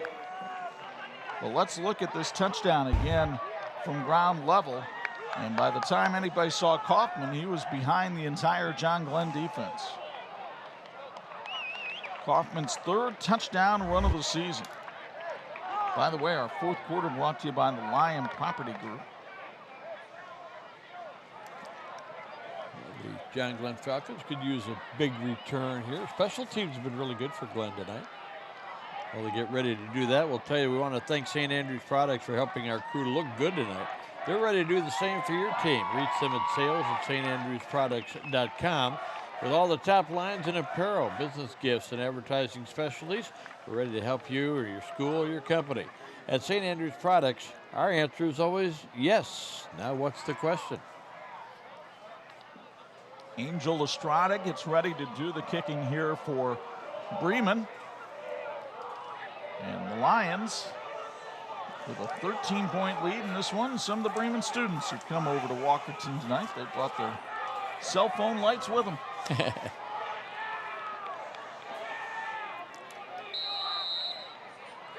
Estrada kicked the last one out of bounds to avoid a return. He squibs this one up the field. Glenn will just fall on it at the 23-yard line. And that's where the Falcons will begin, but a long field does not bode well for this John Glenn team right now. No. It's going to be a tough challenge. I just think if they could do something different, if they had something different in their playbook. But again, we were watching them progress when we were at practice this week. They've made a lot of progress. They're getting more confidence. And then you take away the kingpin for what they've been doing. It's really tough. Well, yeah, you have to remember that Nathan Creed is not only the quarterback, so of course he's their best passer. He's also far and away the leading rusher on this team. So it's a two-pronged hit there, not to mention he's the starting strong safety. This young man's done a nice job. And he'll hand it off here to Grylowski, and look at the welcoming committee from Bremen. Smear him under right at the line of scrimmage. Grylowski on the carry. It'll be 2nd and 10. No gain on the play. Easton Reed has had a wonderful game at defensive tackle tonight. 17 carries, 26 yards now for Grylowski. He's had a tough way to go.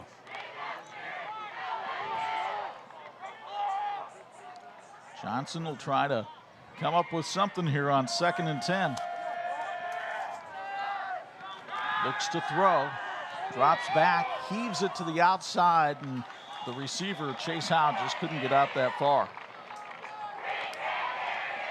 And that'll make it 3rd and 10.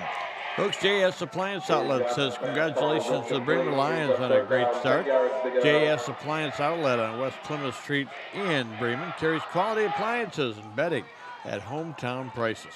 Check them out at jsappliance.biz. Max Murray checks into the game. He has a slot receiver here on 3rd and 10. Johnson will try quarterback draw, running up the middle. Couldn't quite get to the 30. That's where he had to get all the way to the 33 for the first down. So he's 3 yards short of the marker. 4th down, and another punting situation here for Glenn, sponsored by Tyler's Heating and Cooling. Good call here. Everybody was coming, and he runs up the middle, but did not get much blocking from his receivers that time. No, had a good surge from the line, but maybe one more cut against the linebacker. And now a timeout called by John Glenn. It's sponsored by Protect Panel and Truss. Folks, Better Way Products in Bremen wants to give a shout out to the Lions. They were off to a good start this season. Better Way Products is hiring for first and second shift. They offer great starting pay and up to $1,000 signing bonus. That's available. Apply in person at 3659 Destiny Drive in Bremen. That's Better Way Products. Well, the Bremen defense has done the job again tonight. And really, there's only been one exception to the rule for that this year for Bremen, and that was their game with Marion, where they gave 49. The other 4 games combined coming into the night, they've given up 27. So now, this 5th one almost over. That would be 35 points in 5 games. I realize I went to Elkhart Central, but I can still tell you that's 7 points a game. That's a pretty good math effort there, Charlie. And that's a heck of a lot better than 49. 4th and 3, and Jake Taylor on to do the punting again, and Bremen not going to put anybody deep this time. They don't want to take the chance of creating another turnover here.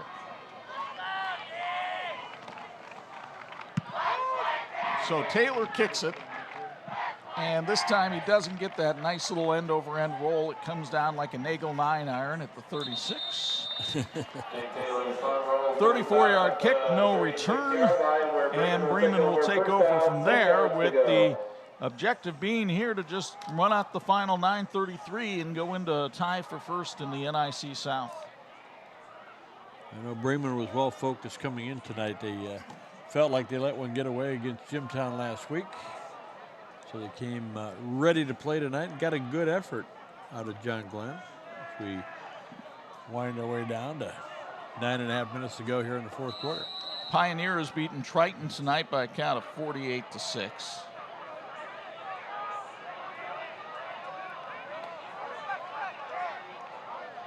I formation, and Connor Hunt jumps offside. That'll be 5-yard penalty. Bremen's got to tighten it up. They're off, they're going to be 4-2 possibly after tonight. Maybe a team that could make some noise in the tournament, but you got to tighten it up. Well, we put up the rest of that schedule with the regular season. And quite frankly, they're going to be the favorite in all 3 of those games against Prairie Heights, Riley, and Clay. So they could be 7-2 rolling into the sectional. Here's the one problem for Bremen in their sectional: LaVille. Oh.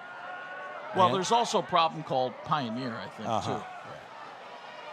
That's pretty good problems to worry about, but tonight you just have to worry about this one. Direct snap to Dingus. He's got an acre to run. All the way to the 40.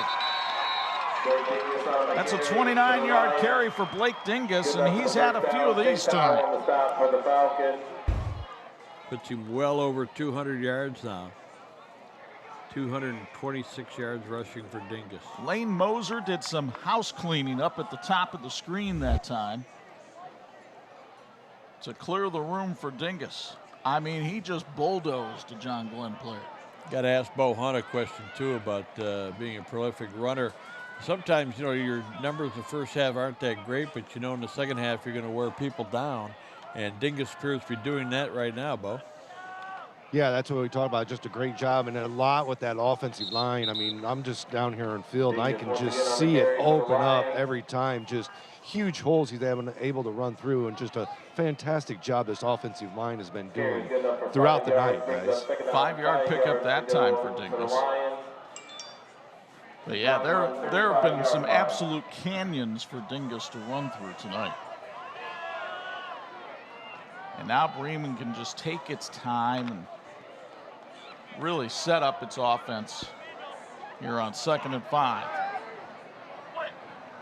They'll give it to Kaufman up the middle. Last time they were able to squirt him through. This time he's going to be stopped right at the 30-yard line. That should be enough to get him the first down. Depends just exactly how they spot it. And Rick Podell says, move the chains. That's a first down for Bremen. 62 yards tonight for Kaufman. To go from the John Glenn 30-yard line.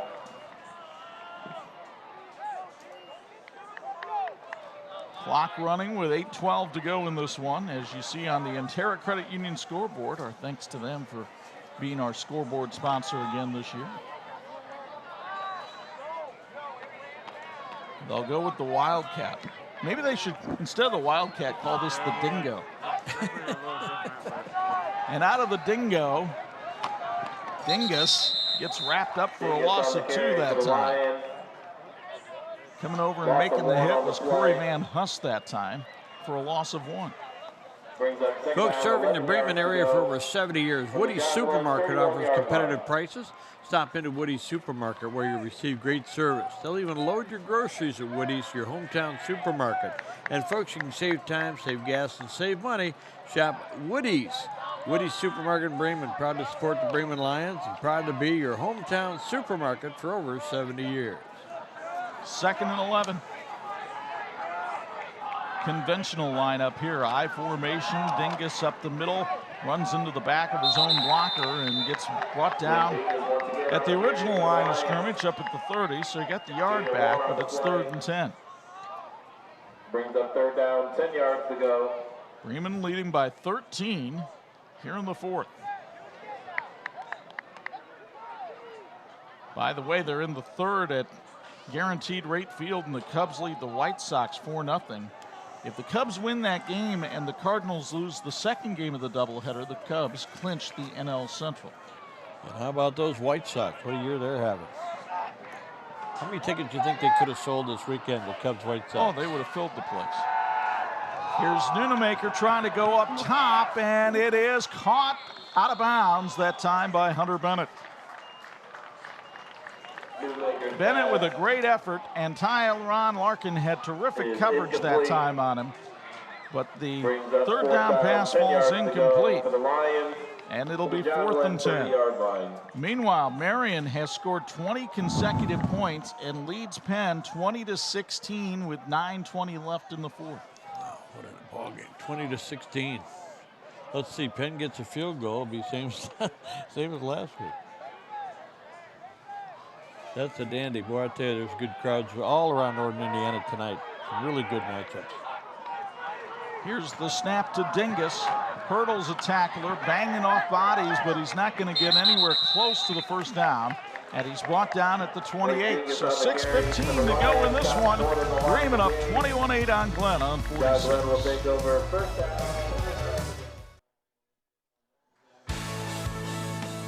This edition of the TV46 High School Football Game of the Week being brought to you by TCU. Grow your future. Visit TCUnet.com. Chuck Freeby, Bob Nigel, Bo Hunt back with you at Falcon Field in Walkerton. 21-8. Bremen trying to spoil the John Glenn homecoming. Aiden Johnson drops back to pass. Fires out, and it's intercepted. Almost broken up beautifully by the John Glenn receiver as Connor Hunt looked like he had an interception and now comes up with a leg injury. You get another look at this one from ground level, and Hunt was hit from behind that time by Dominic Jolly, and that's what broke up the pass, and then Hunt immediately reaching for his right leg.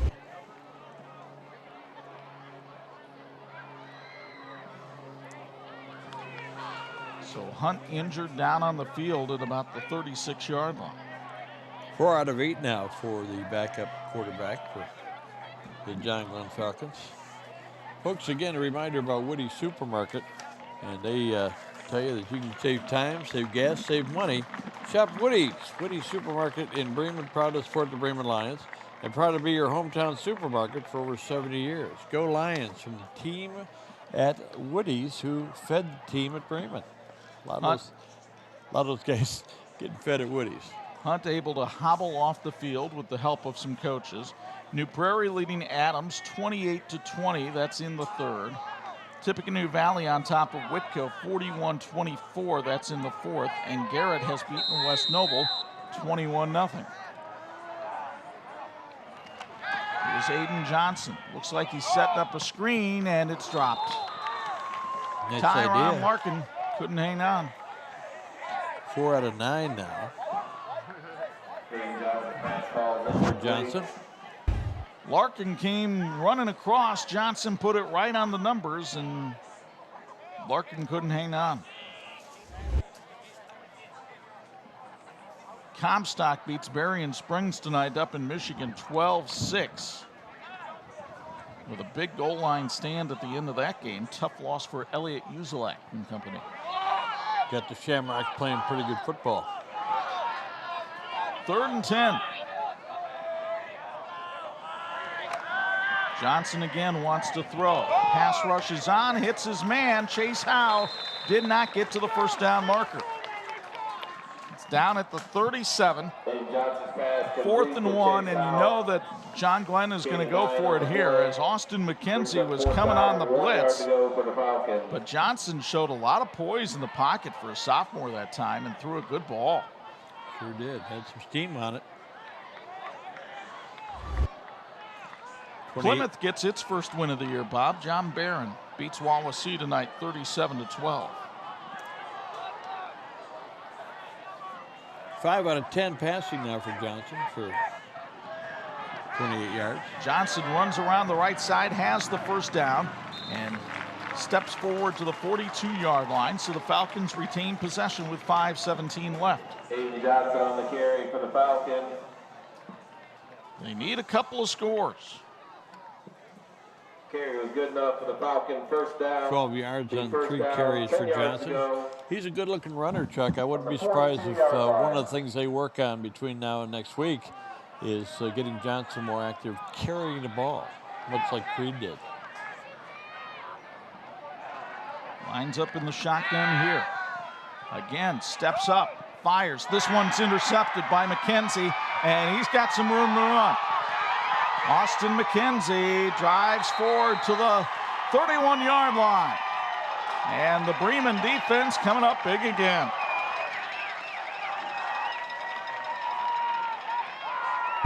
First turnover of the ball game for the John Glenn Falcons. Bremen's had 2. Austin McKenzie. So McKenzie, the sophomore, comes up with the pick right there. His first of the season, and the 3-sport athlete gives the Lions terrific field position at the 32 with 4:50 to go.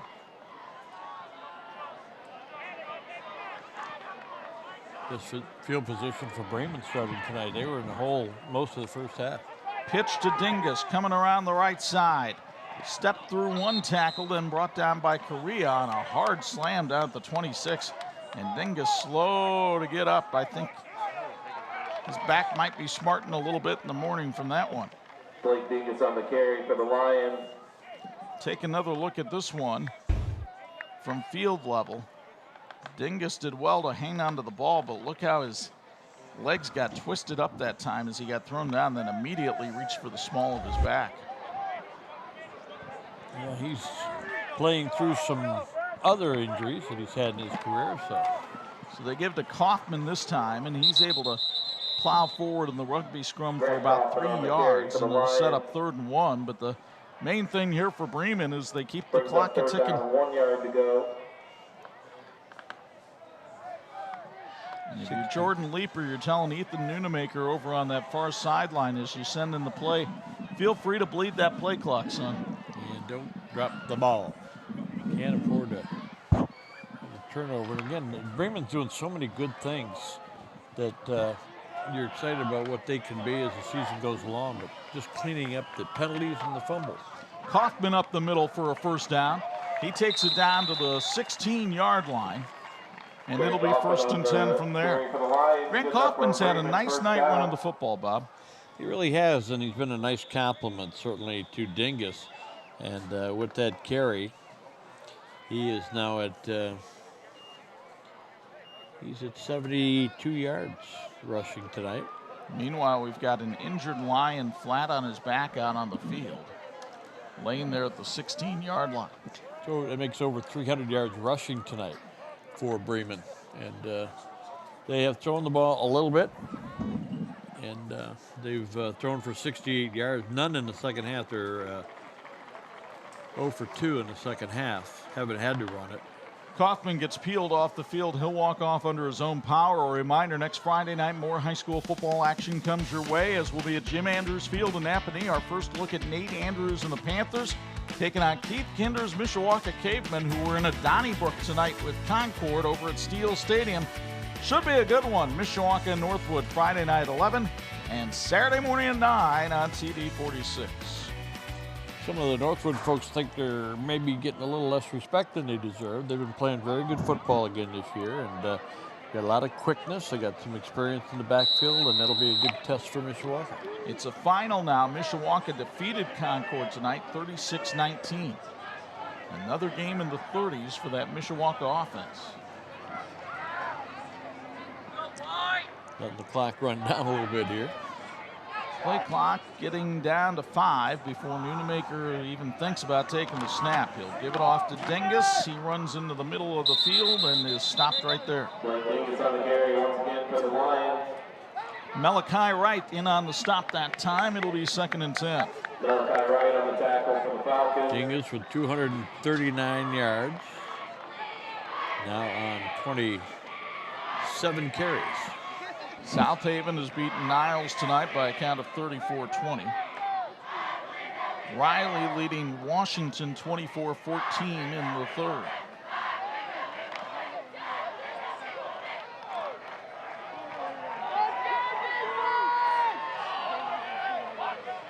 Here's the snap to the Dingus, and whistles blown and flags thrown. I think there might have been an offside called against John Glenn. That'll certainly help Bremen's effort. We're down to just under 2.5 minutes to go, so I don't think Bremen is worried about scoring anyway here late in the game. They would just soon run the clock out. Yeah, I don't think Jordan Leeper's necessarily looking for the style points in this one. Offside penalty was assessed against John Glenn. So that'll take it down to the 9-yard line, and it's 2nd and 3 for the Lions here. John Glenn with 20 yards of penalties on 4 calls. And again, earlier in the game, a couple of times they were offsetting 15-yard penalties, so they don't go in the stats. Play clock down to 10. They'll run the dingo here. You might have hung him with the new nickname, partner. And Dingus takes it up the middle, still on his feet, down at the 3-yard line, and it'll be 1st and goal for Bremen from there with under 2 minutes to go in the game. And Dingus says, feed me. 2:45 for Dingus tonight. Weight or yards? Well, yards, partner. Were you talking about me or? No, he's only 215. He's a big 215. He is a big load, and he's running behind his cousin there in that offensive line. So I said, how's that relationship? He says, I get him a pizza and we're good. Dingus up the middle one more time. Dives forward for the end zone. Did he get in? No signal from the officials yet. Looks like he stopped short at about the half-yard line. Once again for the Lions. Dingus yesterday at practice slapped 5 with Josh Flora. Flora's 5'6", 135. Dingus is 6'2", 215. I said it looked like a nice father-son moment. Yeah, and I'll tell you what, Dingus is so popular among his teammates, too. He's just a real workhorse, and say that as a compliment. He just give me the ball, especially in the second half. You know, he had 35 yards rushing in the first half, and guess what? 210 in the second half. And he's in the end zone for another Bremen touchdown. For Blake Dingus, his 2nd TD of the night and his 9th of the year. And that makes it 27-8 in favor of the Lions. And you'll get another look from Aegis Dental Group. Dingus only needed a half-yard there, and he punches it in for the score. And so Angel Estrada will come on to try the extra point, sponsored by Tyler's Heating and Cooling. His 30th carry of the night, 248 yards for Dingus. Wow. He's earned himself a nice little ice bath tonight. Here's the snap and set down. Estrada's kick goes deep into the Walkerton Knight. And it's 28-8 Bremen with 37 seconds left, and the Lions will be tied with Jimtown and John Glenn for first place in the NIC South. Meanwhile, LaVille taking it to Knox right now, 39-14 in the third. It's pretty impressive because we thought Knox was one of the hotter teams the last 3 weeks. There's Dingus. He is taking a well-earned break there. Well, you can't blame him. You mentioned the fact that he's been a workhorse, and he does it on not the healthiest set of legs. Let's put it that way. Yeah, he's come back from a couple of injuries, and again, he just had a chance to talk to him at practice the other night. Kept him out of practice, a couple of reps in practice. He kind of looked at me like, I'd like to get back in there. So he likes to work all day long, and today he's really turned it on in the second half. Cassopolis beats Decatur tonight, 27-0. Fourth quarter, New Prairie on top of John Adams, 28-20. As Estrada gets ready for the kickoff, which is sponsored by Tyler's Heating and Cooling. Lawton beat Brandywine tonight, 42-25. Here's Estrada's kick, a squib. That'll roll all the way down to Ty Larkin at his 12. Larkin trying to get to the outside, fumbles the football, and Bremen has it. So the Lions recover the fumble on the kickoff as Cale Brown comes up with it, the 5'11 junior. Larkin had that ball loose against him, and then it pinballs off some people, and Brown is right there to collect it off his shoe tops. Another thing that's happened here in the second half is those turnovers have evened up. And now I think Bremen might have a play where they take a knee. One will do it. Yeah, one. Field position really turned around in the second half as well. I'm surprised they didn't down here. They could have. So they will line up in victory formation. And Nunemaker takes the snap, and it's all over here at Falcon Field as the Bremen Lions advance their record to 4-2 overall, 2-1 in Northern Indiana Conference play, with a 28-8 victory over the John Glenn Falcons. Now stick around on our John Glenn High School Athletics postgame show. We'll talk to our player of the game and have our play of the game. It's all next on the 46th game of the week. On behalf of the John Glenn administration and the John Glenn Athletic. Thanks for watching the WHME TV 46 High School Football Game of the Week. Brought to you by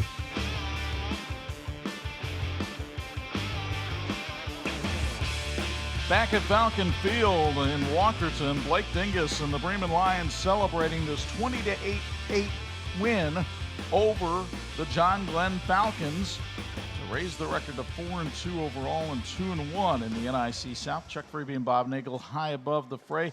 Impressive performance by Dingus and his offensive line tonight. Really was, and I tell you what, he was so excited to find out that he had set his own personal mark, and being interviewed by Bo Hunt, I think, was a big thrill as well. But one of the things is that when they went to the Wildcat in the second half, it really changed what defensively was being done by John Glenn. John Glenn lost their quarterback in the first quarter. It was a big effect on the game. They battled. They got a safety. They got a couple of turnovers, but it just wasn't enough tonight against the Bremen team that showed up ready to play. And moments ago, Blake Dingus spoke with Bo Hunt. Standing by with our player of the game, Blake Dingus. First off, congratulations on this great victory tonight. Thank you. It means so much to come out here and make sure we get a piece of this conference. You guys come out in second half, and you guys kind of go to the Wildcat formation and running the ball. What was the talk at halftime when that? We just knew we had to step up and make a difference. First half, we weren't playing bad. It's just it wasn't getting the job done. We went there second half, we switched up, and we came out and executed like we were supposed to. We talked about the size of your offensive line and the holes that they opened up. Yeah. Just talk about them. I cannot thank them enough for tonight. This is like the best game I've ever played, and it wouldn't be anything without them up front. They did a great job making it to where we could have a great game tonight. Well, they were successful in giving you 30 carries for 248 yards tonight. Just saying, best game of my career. Defense really stepped up as well. Yes, they did. when we threw that pick and the defense had to make a stop right there, that changed the game 110%. Them stepping up and making a stop. Hey, congratulations on being our player of the game. Thank you, sir. Back to you guys. So, Bremen, feel free to call that the dingo formation in the future because it really fits. But he was quick to give credit to his offensive line, and the law firm of Eckenbarger, Moser, Schmucker, Beasley, and Samuels did a heck of a job tonight. They really did, and they're counting on that going into the game. It's what we saw at practice down at Bremen. John Glenn's got to regroup. They got to, they've got some great talent. They got some kids that want to, and hopefully the next couple of weeks they'll get a chance to improve. And we're hoping all the best for Nathan Creed. Yeah, hopefully his injury is not a season-ending injury. Hopefully he can come back from whatever happened tonight. But obviously, Aiden Johnson, I thought, showed some promise at quarterback. It'll be interesting to see if he has to play quarterback next week against LaVille, what he can do with a full week of preparation. That's an awfully big piece for Glenn to have to chew off again next week. Meanwhile, Bremen goes to Prairie Heights. Well, our thanks to our TV 46 crew who helped bring you this one tonight, led by our production manager, Dean Corsmo. And, well, they got to work on their dance moves a little bit, I'll tell you that. Tony Beltran hitting the switcher tonight, pounding on it a couple times, I understand. David Brzezinski and Jeff Duda with us as well as Thomas Tahara and the rest of these fine men that help bring you high school football every Friday night. Reminder, next Friday night, we're at Jim Andrews Field in Napanee as Mishawaka, coming off the win over Concord tonight, takes on Nate Andrews and the Panthers. We'll have it for you Friday night at 11 and Saturday morning at 9. And don't forget to follow us on social media because I'm out of Twitter jail now, and I can tweet things and put things on our 46 Sports Facebook page as well. Now from our broadcast partners, the Hall of Famers Bob Nagel and Bo Hunt, it's Chuck Freeby. Once again, the final score, Bremen 28, John Glenn 8. Wave so long from Walkerton.